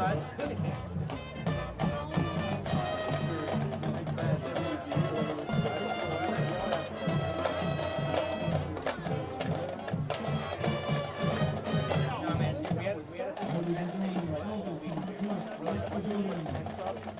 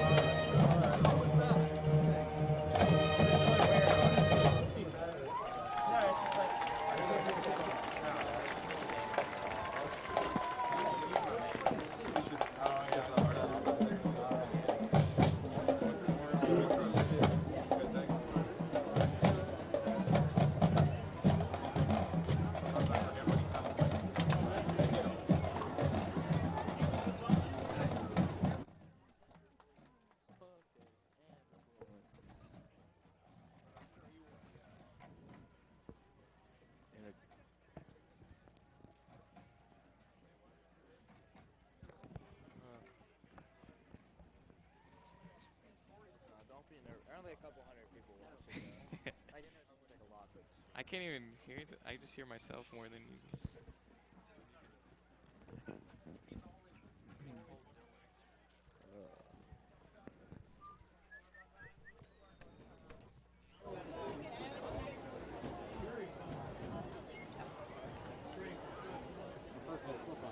You have an open headset, Logan?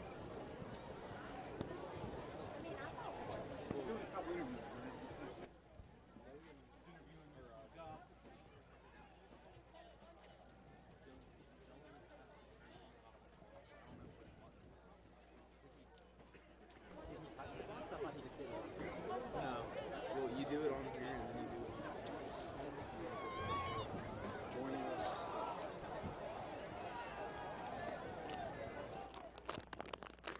Joining us in the booth. We apologize. We do not know if we can hear ourselves right now. It looks like the sound is going through, but we're having a bit of technical difficulties. We do not know if you can hear us at home. We cannot hear ourselves right now. So we're trying. There we go. We had a bit of technical difficulties, but now it looks like everything is fixed. 6-0. And now we can hear us. Joining us for this third quarter, we have, as we like to call our intern, Dylan Morello. This is his first game joining us.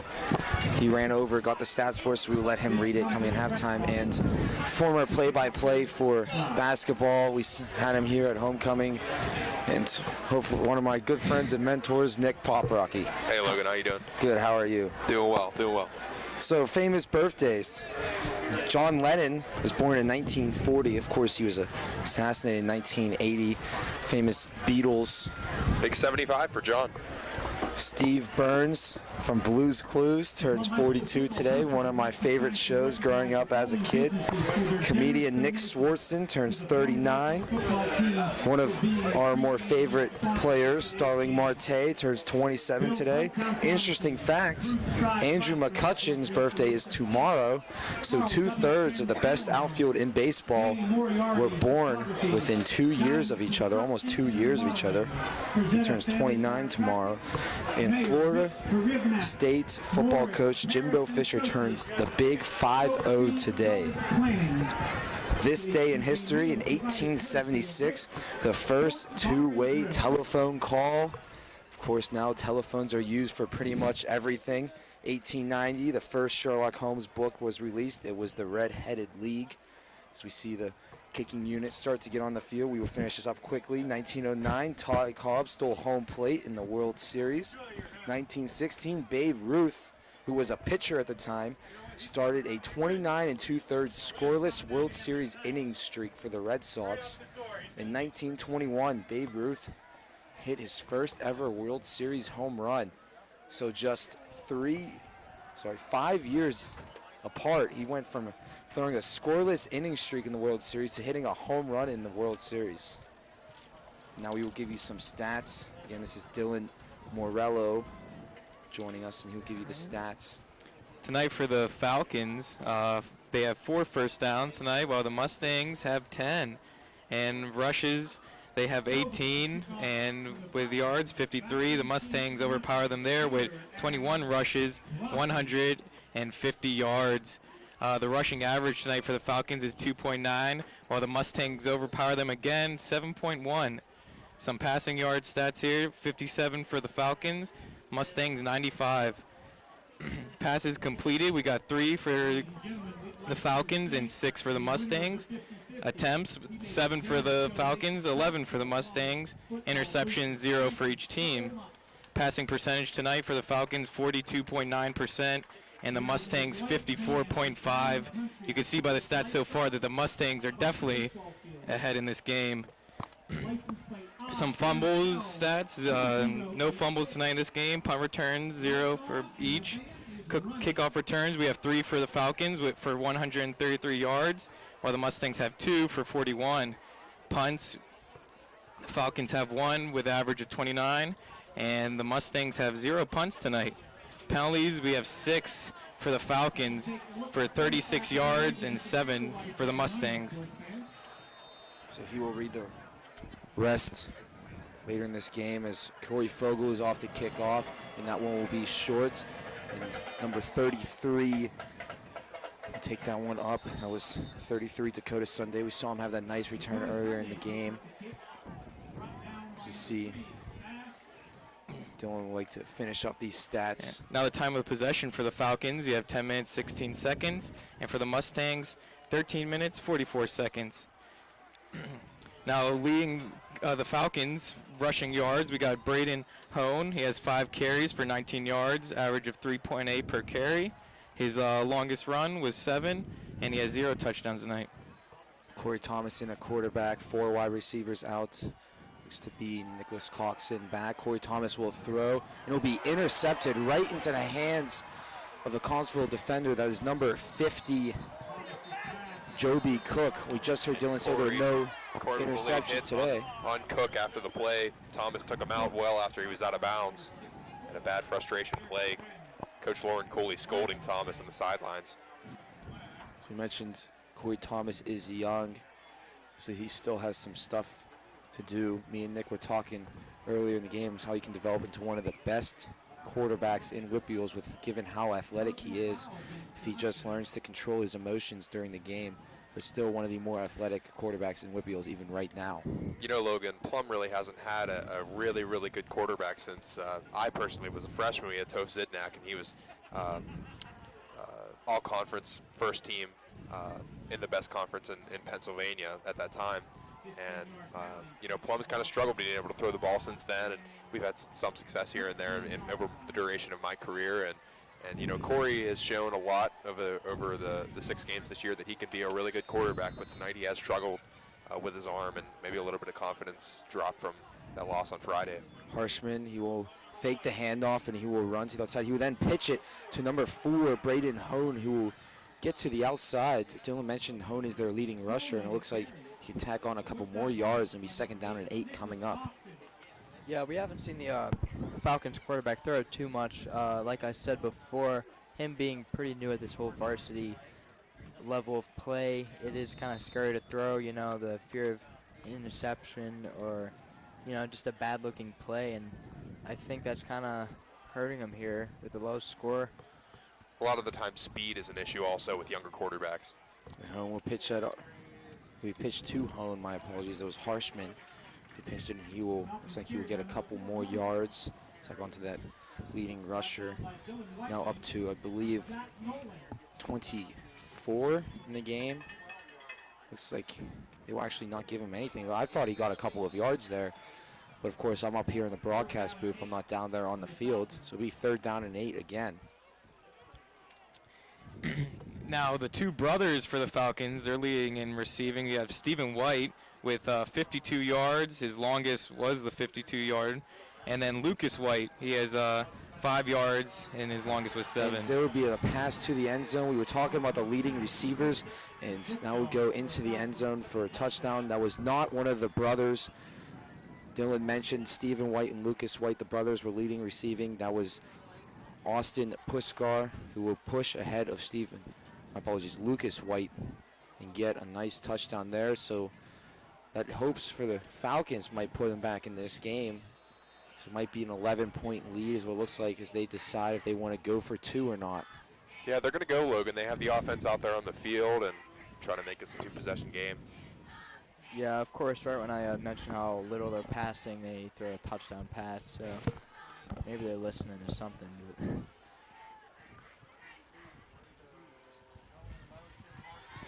And they will go for 2, and it will be a throw. And it'll be intercepted by the Mustangs. Number Looks 24. like number 24. Thank you, Matt. Zachary Kay, the senior. And, you know, a well-designed play to have the kind of a D2 college look to it with the drop and then pass the other way. Just a little underthrown there. Looks like he could have had a guy in the south corner of the end zone. And now the rest of the stats for Plum, leading in rushing, is Kevin Brown with 7 carries for 54 yards. His average is 7.7 yards. His longest was a 19-yard run, and he has 1 touchdown tonight. Second in that column is Corey Thomas. He has 4 carries, 37 yards, average of 9.3 yards per carry. His longest was 16. He also has 1 touchdown tonight. And it'll be interesting to see the response here by Thomas and by the offensive play calling, trying to solidify this as a game the Mustangs can hold on to late. Yeah, we're definitely going to see a lot of emotion now. You know, he's probably a little bit frustrated, as will anyone. But him being young, you know, he has still has to control his emotions a little bit more. Hopefully, he doesn't do anything too risky and too flashy here. Which I'm sure you guys noticed. He did get a little overworked last Friday at Kiski after a couple of interceptions, and that's something that the leaders in the team just, you know, it's something you develop as a young player. Corey Fogel will kick off. Back to return will, of course, be Ashton Teeter and Patrick Crossy, two great return men. And this one will be up. And Teeter will catch this one, and he will run up the middle, and he will have some room, and he will get past the 50. He's still on his feet. All he has left is the kicker, and he will get tackled by him. Corey Fogel, we talked about earlier, we do not believe he is actually their kicker, as he is listed as a linebacker on the team, built like a linebacker, not built like a kicker. Makes a touchdown-saving tackle, and the Mustangs get the ball at the 34-yard line. Yeah, that definitely was not a tackle that you see from an everyday kicker. Not at all. Yeah, that's the type of response you like to see from the Mustangs here right after giving up a touchdown. That's good to see from the team. Now, for the Mustangs receiving, Ashton Teeter, he leads with 48 yards. His longest was a 36-yard. He has no touchdowns tonight. And there'll be the handoff to Kevin Brown. Kevin Brown will be run up the middle. He is the leading rusher, as you heard Dylan say. He is having himself quite a day, both in the air and on the ground. As I said earlier, me and Nick were talking about some of the younger players on this team, and two of them caught our eye, Corey Thomas and Kevin Brown. We both agree that they are potential Division I prospects, given their built-in skill level. And some of the more athletic players in this division is what I would say. And Corey Thomas will be in at quarterback. Kevin Brown behind him. He will hand the ball off to Brown. Brown will get to the outside, and he will drag a man a couple of yards and will get tackled at about the 29-yard line. Yeah, Logan, like you said before, Kevin Brown and Corey Thomas both hopefully going to go D1, and they're young. You know, a lot of time to grow. Hopefully they stay healthy, and, you know, D1 schools are definitely going to notice how good they're doing at a young age. So it's looking good. WPIAL is one of the top Division I talent producers in all of high school for the collegiate level and the NFL level too. Corey Thomas will throw. He has Teeter. It will be a short screen, and Teeter will shake off a couple of guys, and he will get the first down, and a great run by Ashton Teeter. And he is a guy that is extremely athletic. Looks like we had an injury for Connellsville. Yeah, it looks to be number 11. That is Austin Puskar. He caught the last touchdown pass, and he has been one of the return men so far in this game. So this is a huge blow for Connellsville. And he looks to be in some pain. Looks like the leg area, possibly knee. I mean, that is scary being a football player, especially he's a big part of their team. Like Logan said before, he had a touchdown not that long ago. So some other Division I prospects we talked about, Jacob Chapla, of course. We talked about him all year. Jake Tessick, one of the bigger linemen on this team. Nick, playing with them last year, how great is it to see these guys develop into such athletic players? You know, it almost makes you feel not just like you played with them last year, but like you were a semi-coach or a mentor to them. Because I know personally that there are a lot of things that have been passed down to me inadvertently that I think I've passed down to younger guys, and see guys like Eric and Jake come out and perform so well and be able to lead the team and still stay true to their roots and be the humble kind of guys that they've always been, even through the success they've had. It's really a pleasure is an understatement for sure. So Austin Puskar, he is not moving that left knee at all as he gets helped off the sideline. It is unlikely we will see him in this game given how gruesome that injury looks. So we will send our thoughts and prayers out to him. The Mustangs will have the ball in their own 23. Corey Thomas will hand it off to Coxon. Coxon gets up the middle, and he will get tackled. It looks to be face mask by a Connellsville player, but doesn't look like it will be called. It might be the first down, depending on the spot. Looks like it's going to be second and very short. It looks like, as Nick said, very short. It looks like inches from up here. Under 9 minutes now in the third quarter. The Mustangs lead at 28-16. Ball will be on the 14-yard line. Yeah, definitely something not clean, not 100% clean about that tackle, but no call. So it's played through. Corey Thomason at quarterback. He will hand the ball off. And it looks like they will get the first down. That was Jaleel Bay. So will the Mustangs get the first down? They will put third down on. It looks like he got a couple of inches there, but he'll still be very short. So I'm surprised they're not measuring this. Looks to be very, very close. So we get under 8 minutes here. Third down and inches, 28-16. Your Mustangs lead it here in the third quarter. Expect the run right here. And they will run. It will be Brown. Brown drops the ball, and it will be picked up. And that is a costly mistake for the Mustangs. That was Lucas White, one of two White brothers on the team. Of course, Stephen White, they've been effective on the passing game, and now we see them cause another huge turnover. In the past two offensive drives for the Mustangs, we've seen costly mistakes that might put Connellsville back in this game. Of course, the Mustangs still lead it by 12 with 7:46 remaining in the third quarter, and Connellsville will start this drive on the 26-yard line. And he will pitch it to outside. That is number 4, Brandon Hone, who will lose about 4. And that's an important play to start off the drive. Zach Nolan, really nice job setting the edge on the outside and able to get a little momentum back on the side of the Mustangs. It just seemed to be a little bit flat right now. Maybe a little bit surprised by that first play interception. They're just going to have to get a little bit of energy back on that sideline. Yeah, mostly put that out of their mind right now. Focus going forward. There's still a lot of football to be played. Yeah, this is the time where the Mustangs really need to bear down. This could be, a big drive of the game. So The handoff goes to Dylan Hone, who will get maybe back to where it'll be third down and 8. Actually, looks like it'll be third down and 7. A little bit of a generous spot. It'll be a 6-yard carry. It's under 7 minutes now.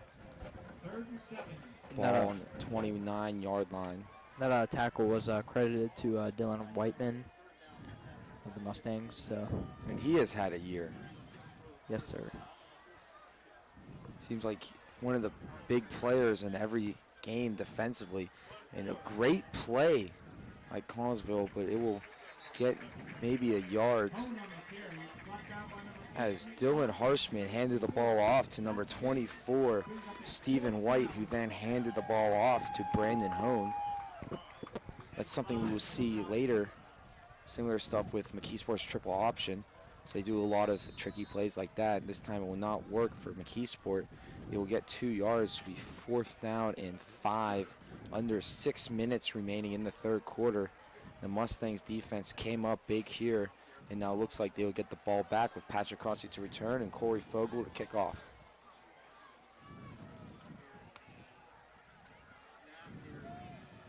And there's the kick. And that one will be high, and it will take a Connellsville bounce, but it will go out of bounds at the 35-yard line. So 5:36 remaining in the third. The Mustangs will start this drive on their own 35. They lead this one by 12. And Logan, you made the allusion to McKeesport's offense that the Mustangs will be seeing, I believe, next week is their scheduled game against McKeesport. And, the little subtle difference you will see with McKeesport's offense is they'll line up more in a wishbone set where they'll have 2 running backs splitting the quarterback. And I think a little bit of difference, that's more of a triple option. And from Connellsville, you see a play they call Sally, which you sometimes have multiple guys going in left and right, east and west, where they will hand it off maybe more than once. So Corey Thomas, he will throw from shotgun, and he has Teeter. And it will hit Teeter's hands, but it was just behind him. say it will be broken up by number 24, Stephen White, who's had a huge game for Connellsville. 5:31 is where the clock will stop. And you know, Logan, the one thing that I had kind of always thought about Corey Thomas is that his arm was very strong, but sometimes he may run into issues overthrowing receivers. Well, tonight his problem has been underthrowing Ashton Teeter in situations, and nearly had Teeter susceptible to a really big hit there. That's not a great throw there by Corey Thomas. Corey Thomas will be in shotgun. And it looks like one of the linemen jumped for Connellsville. They were saying a Mustang lineman moved first, and they will call it offsides on Connellsville. As the wind starts to pick up a little bit, our banner is waving around. Might have effect if the Mustangs get into field goal range for Jacob Chaplin, one of the stronger legs in WPIAL. Other than that, it's been a beautiful night for the Mustangs and for October football. So with 5:31 remaining in the third quarter, 2nd down and 5. They will hand the ball off, but there will be another flag. And this one will be on the Mustangs. False start, so that will push them back to the original line of scrimmage. So maybe now we will finally see a play get called. 2nd down and 10, 5:28 remaining in the third quarter. Mustangs lead this one 28-16.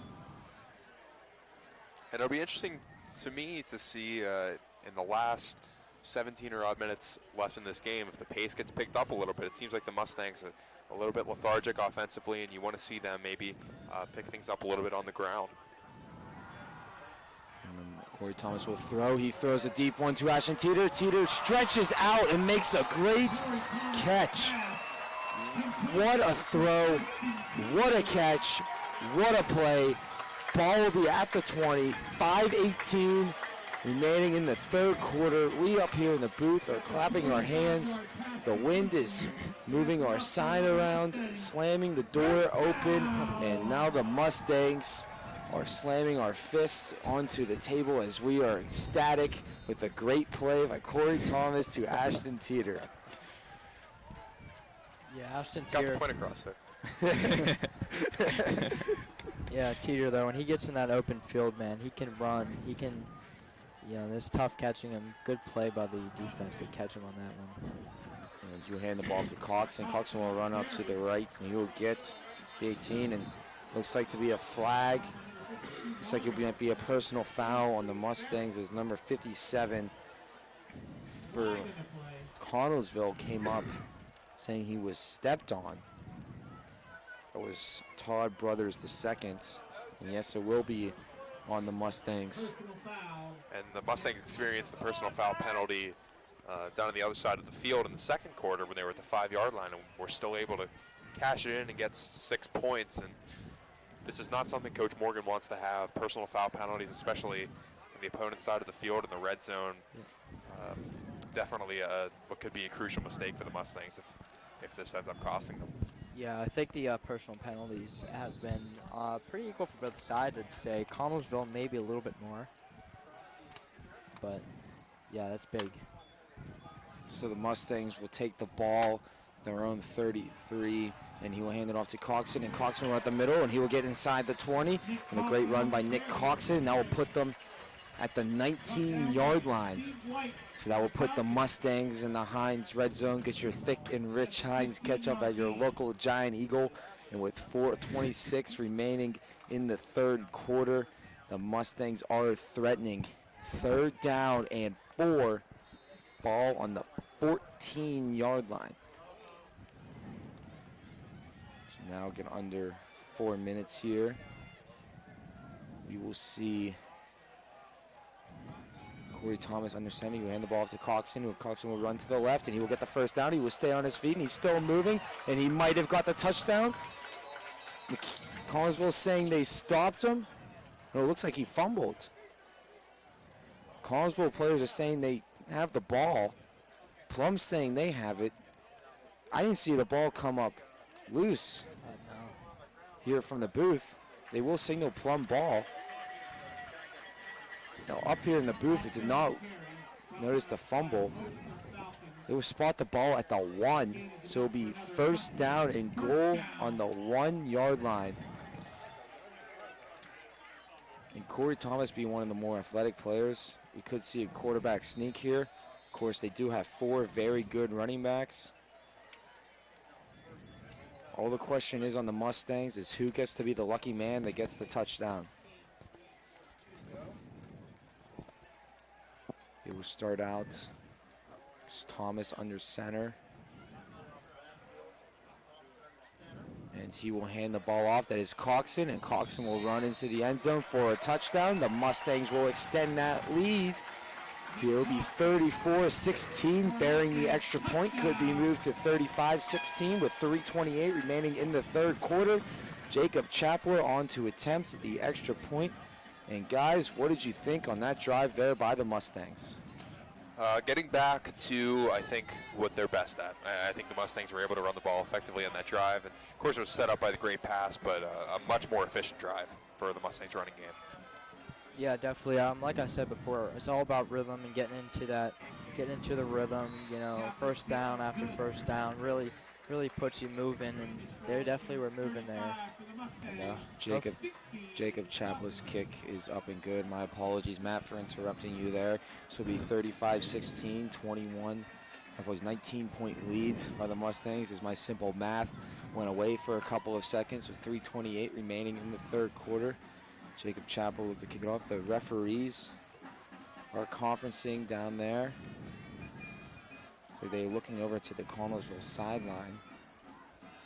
Do not know why, but they will stop, and now we will see the kicking units trot onto the field. It'll be interesting too who replaces number 11 Austin Puskar, who's been one of the men returning for Connellsville. We saw him go out with a knee injury.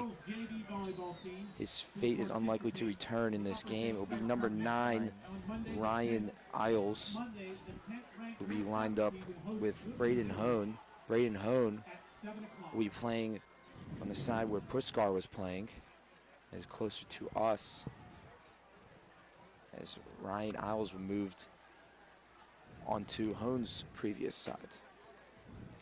Yeah, injuries are a bad thing, but you know, it gives other players opportunity to step up. So let's see how he does here. We have 2 number 9s listed on the roster, as Matt just pointed out to me. We're saying it's Brian Isles, but it could be Timothy Bish.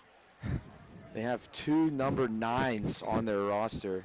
They do not have a kicker on their roster either. It's a very, very confusing thing.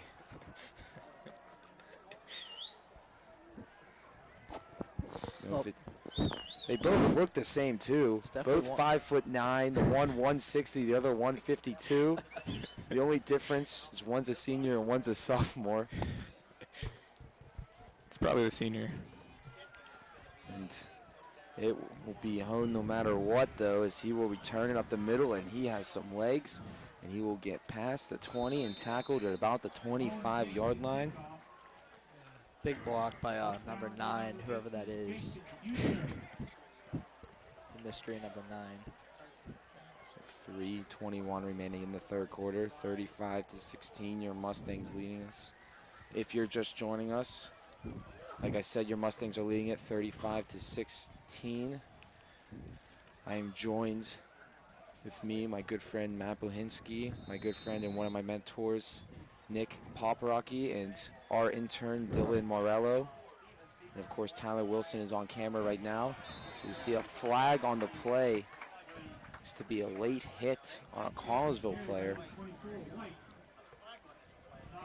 Carry was number 24, Stephen White, knocked out of bounds by number 24, Zach Kay for the Mustangs.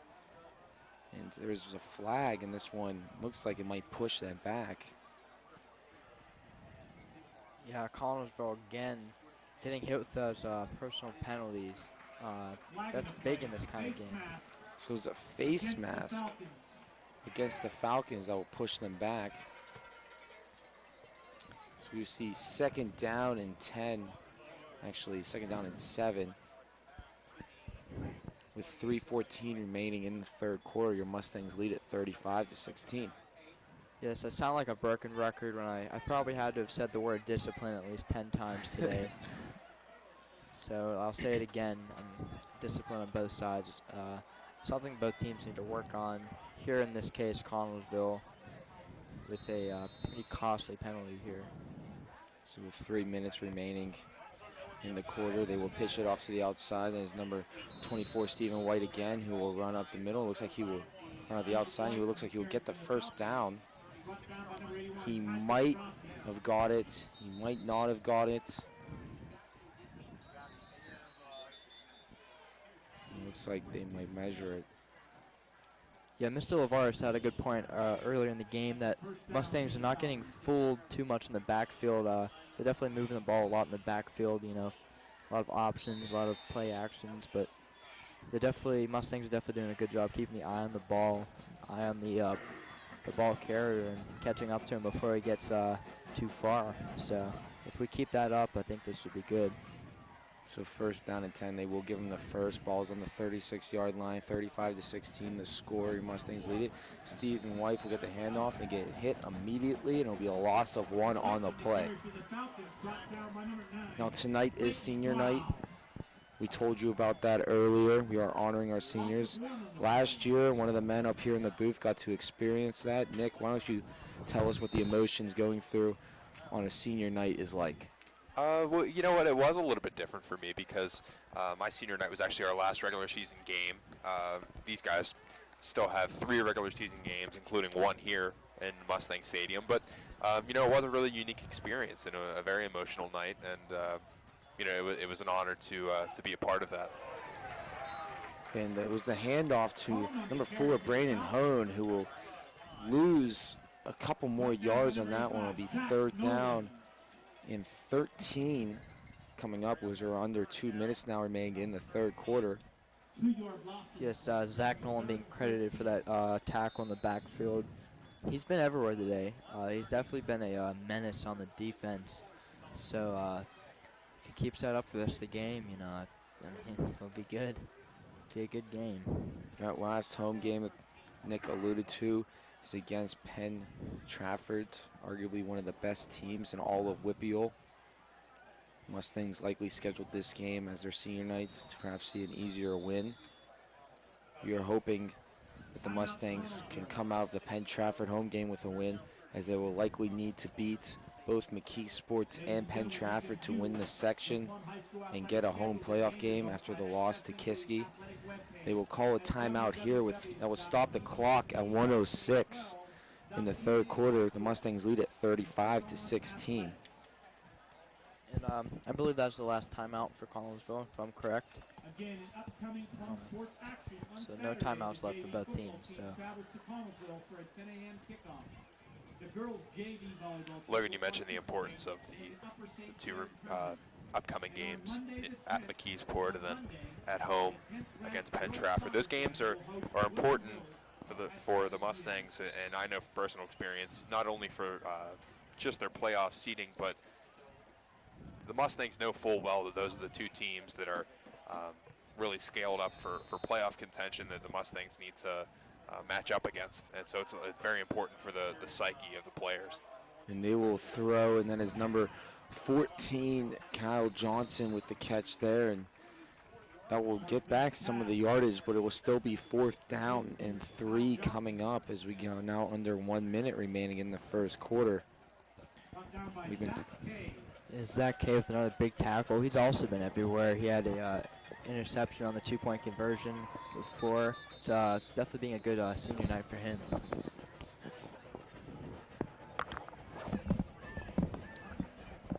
Looks like there's a hold up on the play now. Yes, the line judge had the wrong down up there. So he had first down. It was actually 4th down and 3. And it looks like Connellsville will go for it. Looks like to be the last play of the third quarter coming up too. 8 seconds remaining on the play clock. They will get it off. And Harshmer will throw. And he will throw it to the outside, and it was broken up.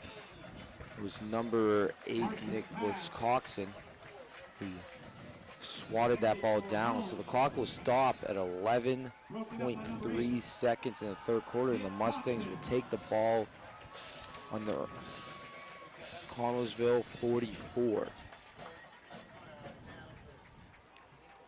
Yeah, definitely. I've been seeing a lot of attempts for throws on the run by the Connellsville quarterback. That has to do with the pressure that Plum defense is putting on him. You know, really rushing the quarterback, really making him run away from them, get out of the pocket, which is good. Makes him make his own mistakes. So yeah, I think if we just keep doing that throughout this whole game, it should be good. Corey Thomas will be in shotgun. Looks like he might throw. Kevin Brown will be behind him. He will throw, and he will attempt a deep ball to Teeter. He has Teeter, and Teeter will catch it. Was he out of bounds? And they will say he was. This will be no catch. The clock will stop at 4.6 seconds. Yeah, that right foot had come down out of bounds just as he was catching the ball. The left looked like it was in, but they have to go by first foot to touch, and it looked like it was the right. Yeah, Ashton Teeter, man, I say this every week. He runs like a deer, and that's a perfect showing there. He had at least 7 feet of space between him and the defender there. If the throw was a little bit more left, he'd be in the end zone right now. Looks like there was a personal foul call on the Mustangs, and they'll back him up 15 yards. Definitely not what the Mustangs are looking for, and not what Coach Morgan wants to see. He'll definitely make a point of that tomorrow morning at film session for this team. Corey Thomas in shotgun now. Be first down and 25. Corey Thomas will throw. It again will go deep, and it will miss the intended receiver. That was number 84, Ramon Hart Jr. Yeah, it did not look like he had that good of a grip on the ball there. A little bit wobbly coming off his hands. But no harm, no foul, I guess. We still got 12 minutes left to play here. Still a lot of football. Mustangs lead 35-16. Good bit of space. A lot of back and forth throughout this last quarter here. So if we see that, if we see the Mustangs get a few more points on the board, I think it's going to be a good win for this Friday. So as we go into the fourth quarter, we will bring you some game updates. Professional game updates. The Cardinals just beat the Cubs in game 1 of their series. Of course, you will know more outcomes of that series by the time this game airs. It was 4-0 as John Lackey outdueled his former teammate John Lester in some late home runs by Tommy Pham and Stephen Piscotty. Pulled the Cubs to victory. Piscotty performing well after that scary-looking head injury. I had the unfortunate pleasure of being on the North Shore when he ran into his teammate in the outfield. It looked a lot worse than it was. Thank goodness that he's all right. Yes, I saw that game on TV. As I described it at the time on my Twitter feed, probably the most gruesome injury I've ever seen in baseball. It just did not look good. And even though we are not fans of the Cardinals, obviously, it is good to see him back in the lineup. And a fan of Stephen Piscotty as a player, fantastic young outfielder. One of the many great rookies to come up in baseball this year. Seemed like a lot of them. Of course, the Pirates will see a similar to that next year when 4 of their top 5 prospects are likely to make their debut. So Corey Thomas will be in shotgun. He will run up the middle, and he will keep it, and he will get a lot of those yards back. At least it looks like he gets all of those penalty yards back. So it looks like it will be 3rd down and 10, and what a great run by Thomas on the keeper. That's what you like to see after lack of discipline again. Plum just responds right away and right back to where they started. Another update is Martavis Bryant. He was looking to come back from his suspension today, but he's just been rolled out for Sunday's game. Nick, I didn't see the injury. Do you know what's wrong with him? I do not. So whatever is wrong with him, he will be out for tomorrow. Monday night. Monday night, my apologies. Andrew Bay will run to the outside. And tomorrow is Saturday. I don't know what I was thinking. There'll be no NFL games on tomorrow. Today is Friday. Got some hockey games on tomorrow. Let's go Pens, right? Yeah, they started their season off yesterday. They got shut out, unfortunately. Yeah. Yeah, let's go Capitals. All right. Sorry, I'm a Capitals fan. Yeah. Big rivalry between the Pens and Caps. Yes. Yeah. Good to see Ovechkin and Crosby going at it. Yeah. So Ovechkin's 11-12 remaining in the game. Looks like there'll be another penalty on the Mustangs. It looks that way, Logan. Oh. Holding against Plum. Coach is not going to like that. I mean, it's way too many penalties, especially, you know, when the game's coming down here. You definitely want to punch one more in here, you know, punch the ticket for the win. So it'll be 3rd down and long now for the Mustangs. Corey Thomas in shotgun. And there looks to be a flag. It looks like it will be on the Mustangs, and it looks like they'll push him back. This has not been a very disciplined games for both teams. We do not have the stats for how many penalties they have had in the second half in the total game, but we heard Dylan earlier talk about penalties for the first half.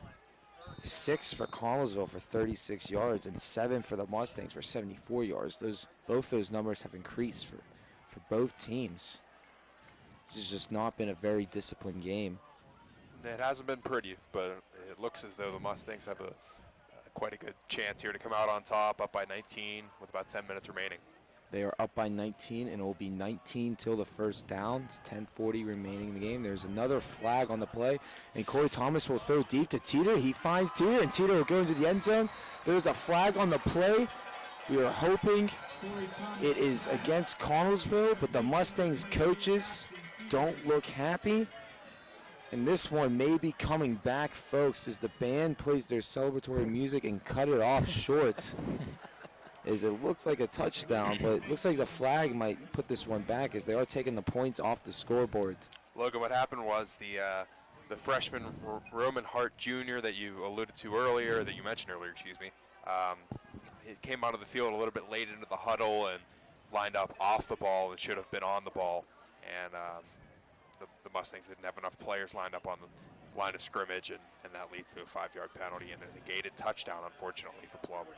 So that will be 3rd down and 24. Ball will be on the 42, Mustangs 42, I might add.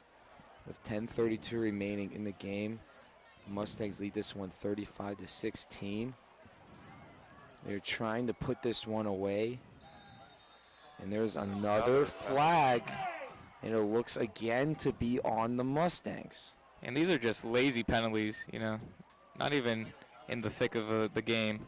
Just mental errors pretty much on the Mustangs here. Yeah, and I'm hearing a lot of yelling from the Mustangs crowd, as they should be, from this really, like you said, Dylan, lazy penalties that can be avoided really easy. So in a game where it feels like a blowout, these lazy penalties are tough to avoid by either team. It's 3rd down and 29 now. The ball in the Mustang 37. The first down all the way on the Connellsville side. These Mustangs lead this one 35-16 with 10:32 remaining in the 4th. No flags. Corey Thomas will throw. He finds Teeter, and Teeter will get hit immediately. And now we'll lighten up the Connellsville sideline. So now we will see the Mustangs punt unit come onto the field. And this is a huge defensive possession for the Mustangs, as if they can hold them here, it might be over for Connellsville. And we shouldn't forget about the fact that a few penalties ago, the pass by Thomas to Teeter was a touchdown. And that's a big 6 points to take off the board, especially if Connellsville can come back here and put some points on themselves. So Jacob Chaplin will punt it. It will take a Mustang bounce. It will go inside the 20. Looks to be at the 19.5-yard line. Maybe they'll spot it at the 20. They say it's close enough to the 20, so we'll spot it at the 20. So with 9:43 remaining in the game, Connellsville has the ball, but they are trailing by 19, 35-16 the score, as we hear Vader's March being played by the Connellsville band. They are hoping that can perhaps inspire this team to get a touchdown and put them back in this game. And this is where the Mustangs have to bear down. No mental errors here. So we will see quarterback Harshman in, and there's a fumble on the play. Harshman recovered it. That's what you like to see immediately, again, into the quarterback's head. You know, putting some seeds of doubt here in the Falcons late in the game. Yes, it's really easy to get in a quarterback's head that this young of a guy got no experience in the varsity level. And Plum has been getting in their head, you know. They've been rushing him. They've been all in his face all game, so making his own mistakes. Matt mentioned no experience. He has about a game and a half total experience, and they will pitch the ball back. Oh. And they will throw it. It will get tipped out. But it looks like Zach Nolan, I believe. Zach Nolan. What a play. He would knock the ball out and run into the end zone. My eyes were already looking down the field, only to look back and see Zach Nolan in the end zone with a huge defensive play by the Mustangs, and that looks like it might put Connellsville out of this game with just 9 minutes and 1 second remaining. The Mustangs now lead 41-16, with the chances of extending it to 42-16, bearing the extra point with Jacob Chaplow. That's exactly what you like to see, exactly what the doctor ordered, and the fans here are going crazy. And Matt, you made reference to Zach Nolan's game defensively earlier tonight, and a really nice play there. Yeah. And it's nice to hear the band play the full song after that touchdown. What Matt is talking about is we saw Ashton Teeter have a touchdown called back, and the band started playing the song, but then stopped almost abruptly when they took the points off of the scoreboard. And now we will hear them play the full one. And Nick, you saw the game against Kiski last week, and did that play remind you of any play that happened against the Mustangs? You know what? It did remind me a little bit of the screen pass that Corey Thomas had that was intercepted, and you might be referring to something else, but I that was a very good one. I was referring to the 80-yard touchdown pass by Kiski. They did the same thing, pitched it out to their running back, who threw the ball down. Shaking your head now that you remember. It was a very cold night, and my memory might be a bit shaken. I was freezing sitting in those stands. We mentioned mental errors, and we were having them up here in the booth. Even the best of the best have them on the field and in the booth. And I can't name more than a few of them, but I have had some. Yeah, I think the Mustang fans are definitely putting this game away as a win. Looking at the student section is going to their cars. They usually do that in the second quarter anyway, so it doesn't really matter. Yeah. Not a big turnout, but you love the parental support, and you know it's a great school, great team. And Jake Chapel will kick that one in the back of the end zone like we're used to seeing him do. So it will be a touchback. Looks like we're seeing Matt Goodland warming up in the sidelines. That's good at getting him in on senior night. So we hope to see all the seniors in senior night. It is tough in football to tell which ones get in and which ones don't get in. Of course, Matt Goulin is the quarterback, so him being one of the easier ones to pick out. You will likely see him when the Mustangs get the ball back with 9:01 remaining in the fourth quarter. Mustangs lead this one 42-16. It looks all but over as they will put in number 14, Kyle Johnson, in at quarterback. Actually, it will still be Harshman. He lined up under center. I'm used to them going in the shotgun. We mentioned the mental errors earlier. Me having a few of them, everybody in the field having a few of them, and that's what comes with a 42-16 lead that the Mustangs have right now. Now that pass almost picked off by Patrick Goodland, Matt Goodland's brother, a junior, getting in the game, which is good. He told me earlier that he was hoping to get in the game today, if it is a blowout like it is. So that's good to see him getting involved. There's a flag on the play. Be more penalties. Looks like it'll go against Connellsville this time, though. Just a lot of penalties in this game. Yes, that's been the story of the game. Penalties, a lot of them personal, a lot of foolish, lazy penalties that we've been seeing. you know, the Mustangs are winning, but you know, with every win, there's always something you could improve on, and it's definitely the penalties for the Mustangs. And for Connellsville as well. You know they're going to be hearing earful of them when they get home. Dylan Harshman will keep it, and he will run up the middle. He will get 5 yards, and the 42-16 lead. There's still 9 minutes left. You think there'd be a little more urgency with Connellsville, but they are taking their time. It looks like they might concede this victory to the Mustangs, even with 8 minutes and 30 seconds remaining in the fourth quarter. And we've seen this before. Anything can happen in football. I know you don't want to see that from any team. You want that never give up attitude, and, you know, just seeing your team not even caring, you know, that's not a good sign. Yeah, stay humble and stay confident. And there will be the handoff. There's number 24 to Stephen White, who will run up the middle. It looks like he might have got the first down. Patrick Goodland with the second tackle in a row. He's been everywhere for the time he's been in. It's definitely looking good on him for the coach. Hopefully, he's hoping to crack the starting lineup soon. He's been telling me that he's happy to get his playing time in. That he's definitely not taking it for granted, and hopefully, at least making him a good name for next year. So Dylan Harshman in at quarterback. Man motions to the left. He will hand it off to number 24, Stephen White, who will run up the middle. And Matt is talking about Patrick Goodland.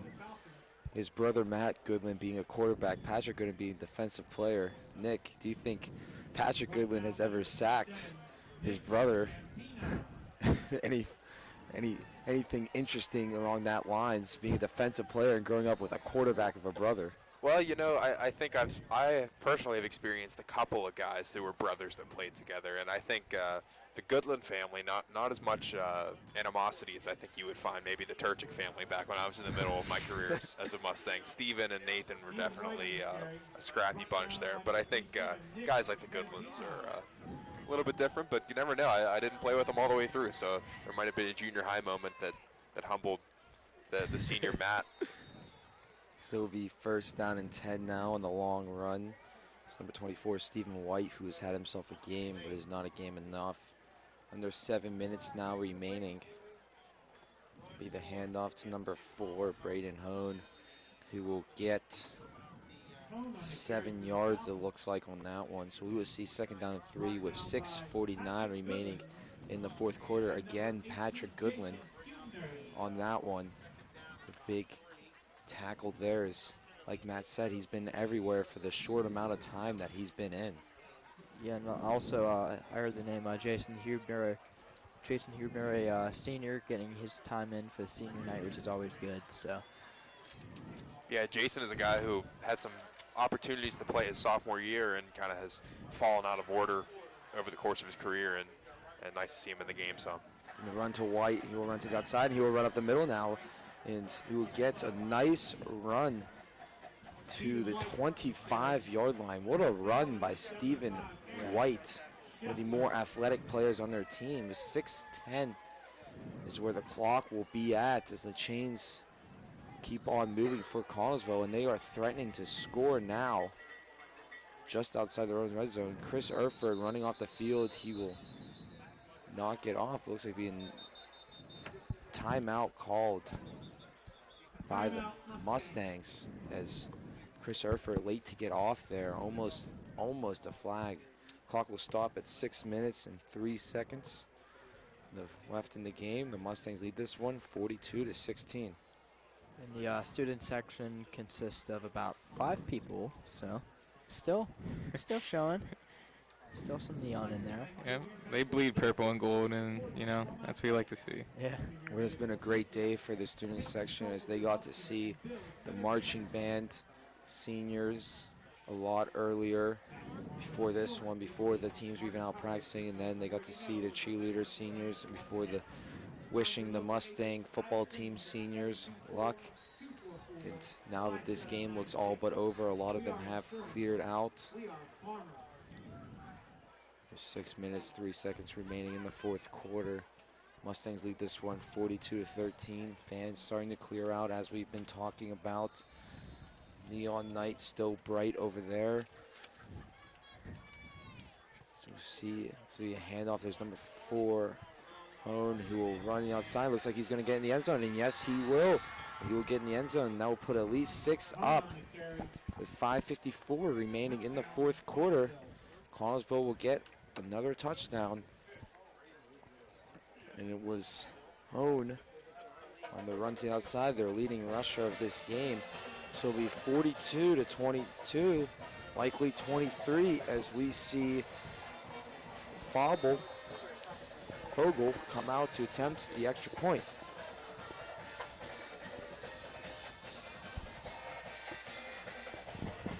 And that one is up, and it is good. Pretty good. It almost missed there, but nonetheless, it will be a 19-point lead once again. Yeah, that's a good kick from a linebacker, that's for sure. That's what you want, versatile players. You know, it only makes the team better. Yeah, yeah, definitely. He's been, we see a few tackles from him, the kicker making some big hits, which is uncommon usually, but yeah, definitely versatile. Yeah. Definitely a sight to see.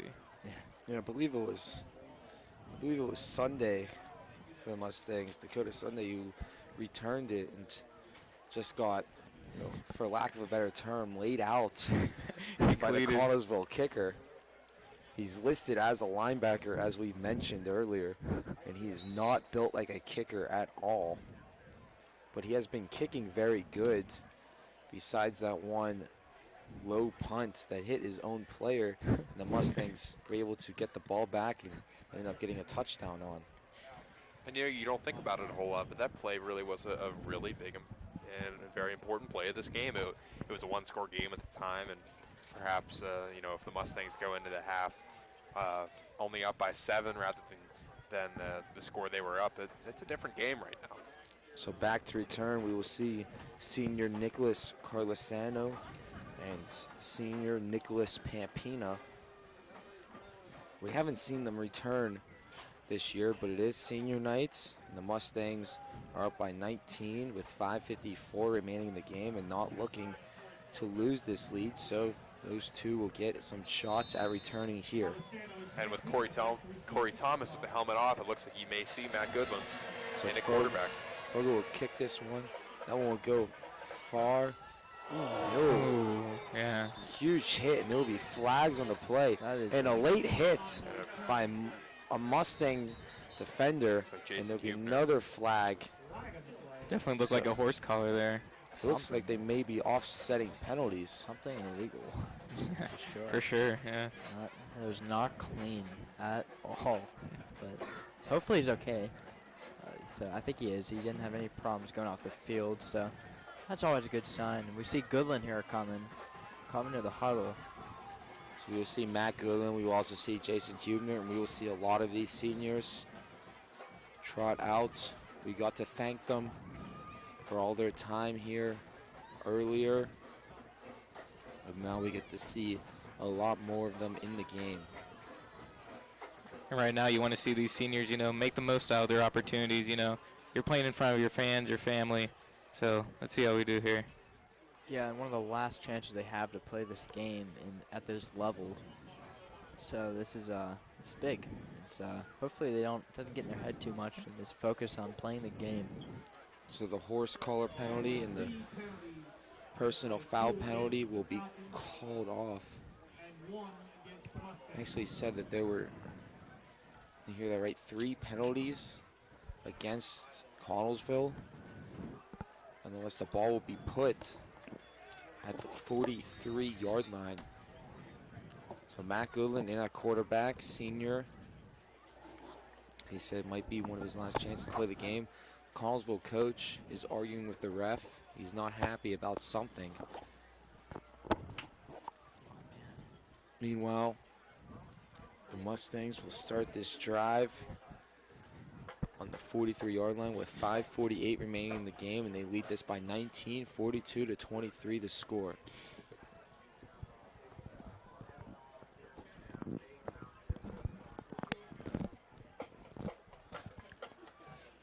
There's definitely a hold up though on the play.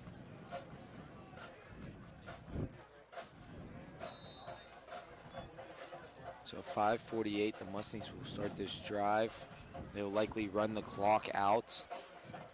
Matt Goodwin in. He will hand the ball off to Nicholas Pampina. And Pampina will get to the outside, and he has some room. And he will get past the 40, down past the 30, to the 20. He will shake off a man. He'll get to the inside. He'll get tripped up at about the 8-yard line. And what a run by the senior, Nicholas Pampina. He does not see a lot of play time at running back, and he will get the ball up. They will spot him down at the 10-yard line. And wow, what a run. And Nicholas Pampina is making the most out of his short time on senior night. Yeah, Nick, he's a pretty short and stocky kid. He's more of a power run, and that's pretty rare to see that kind of a power do that kind of move. A lot like we saw Kevin Brown earlier, cutting back to the right to get a few more yards out of that. That was really impressive. I was not expecting that from him. So now we will see Matt Goulden again under center, Nicholas Pampina again behind, and he will hand the ball to Pampina. This time, Pampina will be tackled for a loss of 1 on the play. So he's second down and goal, ball on the 11-yard line. Under 5 minutes now remaining in the game. The Mustangs may try and go for a touchdown here now that they're threatening inside their own red zone. Again, there's the Heinz red zone. Get your thick and rich Heinz ketchup at your local Giant Eagle. So 4:40 remaining in the game. Mustangs lead up 42-23. Second down and goal, ball on their own 11, which is Connellsville 11. Matt Goodwin in shotgun now. Nicholas Pampina is lined up behind him. He will throw, and will be a touchdown. And yes, it is a touchdown to Jason Hubner. So on senior night, we see a senior get a huge run to put the ball at the 10, and then we see another senior connect to another senior, 2 guys that don't get a lot of playing time. What a moment for them on the field, and that will extend the lead. It's now 48-23, likely 49 bearing the extra point. So we see a bunch of little kids run around with the Plum Mustang flag. That's what you love to see. All the coaches' sons, actually, they're all always at practice, always carrying the waters, and you know, for the 2 years that those coaches were there for my career, they were always a lot of fun. Future Mustangs right there. Definitely. So they're all in the PMFA program. It's really, really nice to see. A special moment for the seniors, Matt Goodwin, Jason Hubner, Nicholas Pampina, 3 guys that don't see a lot of playing time, make 2 great plays happen, and now they lead at 49-23 with 4:22 remaining in the 4th quarter. And Jacob Chaplin will come out and kick off. That's what the coaches love, you know, guys that don't see a lot of playing time, going out there, making the most of their opportunity, you know, getting a big touchdown on senior night. You know, that just shows how deep this Plum team is. You know, the depth is just outstanding here at Plum. Yeah, definitely. We're definitely not lacking on talent in both sides of the ball here, so that's a great sign for future Plum Mustangs of the football organization. So And every team has adversity, injuries. At least you know there's someone behind you, you know, that could step in, fill the role right away. It looks like, pardon interrupting you, No, it it's looks fine. like Matt Goodwin is actually on the kickoff coverage team also, along with his brother, which is interesting. Not often you see a quarterback covering kicks. See, we have players that are versatile too, so. yeah, we see kickers making tackles and quarterbacks Kicks. making tackles. So. Wouldn't that be something if he can tackle the guy here?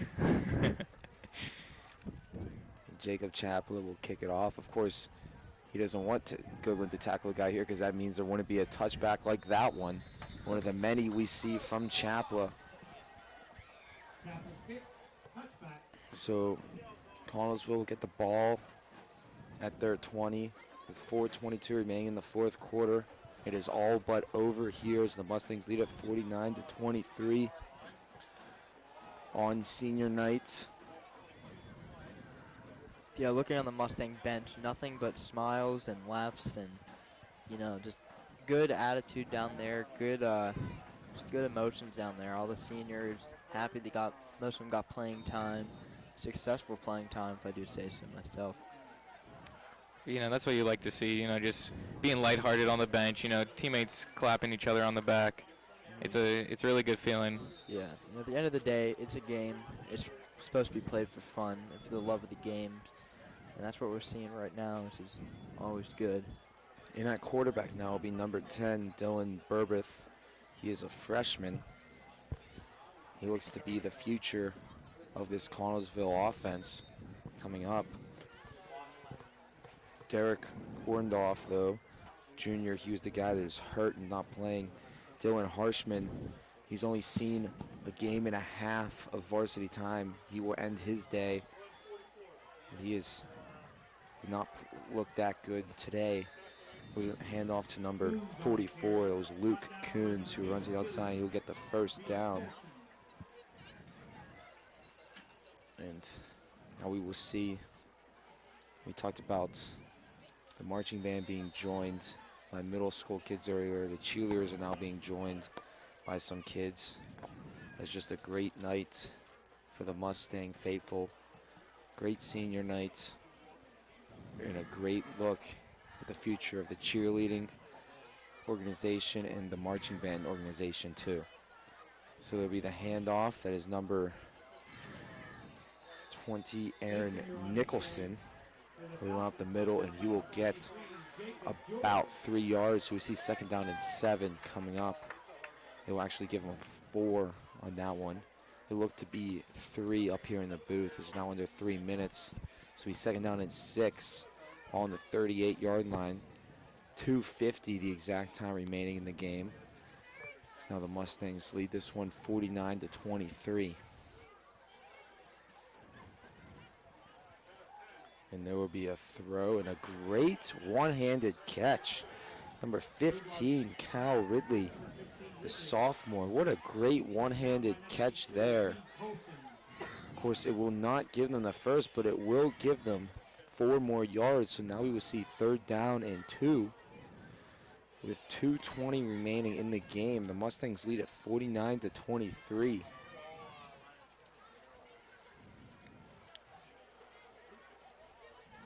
So Dylan Burbith in at quarterback now. He will hand the ball off as number 26, Shane Coons, who will get hit almost immediately. And now will be a loss of 1 on the play. It was number 27, Nicholas Pampina, and he is making the most out of his senior night. We saw him with that huge run, now a huge tackle. As now we are under 2 minutes remaining in the game. We likely see him get the ball a couple of times on offense as the Mustangs look to run the clock out once soon as they get it back. And it looks like the Mustangs expecting them to go, and they will. They go for it. They have their punter out. The Mustangs are playing like they would go for it. They do not have a guy returning. And it will be a short kick, and that will just keep bouncing all the way to the 13-yard line. So the Mustangs didn't have anyone back to return as they went to the block. And now we will see them take the ball at their own 13-yard line with 1:06 remaining in the game. They are leading 4:06. So 49-23. My mind was still on the clock there. We've talked about mental errors, and I keep pointing my own out. As it is a blowout, these things do tend to happen all around the field. Yeah, maybe the Mustangs wanted to challenge himself a little bit. Maybe start back on the field a little bit more. Maybe make it interesting. So they will. Now you see the Falcon fans falling out, just like the Mustangs. But they're going home and with a little bit of sorrow. And we have joy in our heart tonight, so. Yeah, yes we do. Nicholas Pampino will get the carry. He will get about 8 on that one, so we will see second down and 2 as the clock keeps on ticking, approaching 45 seconds now remaining in the game. And I don't think they might try to squeeze them one more play here. Well, the play clock is at 20 seconds, the game clock at 38 seconds. So it's likely that they get another play before ending the game. That's a good point. mental mistakes. That's the story of the day. Matt Goodwin in at quarterback, and he will hand it off to Pampina, and Pampina will stay on his feet, and he will run up the sideline, and he will do a nice spin move, but he will get nothing, and that looks like it will be the end of this one. I think so. As the clock ticks out, 5 seconds, 4 seconds, 3 seconds, and that is the end of the game. Your final score in this one, Mustangs lead at 49-23. Guys, your thoughts on the game? I will start with you, Matt Bohinski. Well, like I said before, they obviously put that last loss out of their heads, which is good. They did a good job. They came out, first play of the game, big return by Connellsville, and they came back. They came back from that beautifully, getting points after points, first downs after first downs, big plays after big plays, and that's what football is. Just a bunch of big plays strung together to make a lot of points, and we definitely did. We're going to send Connellsville home here with a loss, and we're going to go home with a win on this beautiful Friday that we got this October. Your thoughts? Yeah, well, on senior night, we definitely came out to play here. Everybody came together, really good overall play by everybody on the field, even players who don't, get a lot of playing time. Definitely enjoyed watching it here. I know the fans did as well. The story of the game, as Matt was saying, it was mental errors. Every team has to work on stuff, as the season progresses. Nobody's perfect. But I love just the response coming off a loss last week. So, Nick, your thoughts? It was a good performance again by the Mustangs, and I think those guys said everything there is to say. So I want to thank you guys for having me again, and let's go Mustangs. So the Mustangs will move to 5-1 overall, 4-1 in conference play. They are now 316, 383, and 27 all time. Connellsville will fall to 1-4 in the conference, 1-5 overall, and 529, 502, and 59. Their all-time records. Thank you for joining us tonight. I'm Logan Carney. With me, of course, was Matt Bohinski, Mr. Todd Lavars, Nick Pop Rocky joined us, Tyler Wilson, Dylan Fantone, and our intern, Dylan Morello. I hope you all have a wonderful night. Thank you for joining us. Your final score in this one, Mustangs 49, Connellsville 23.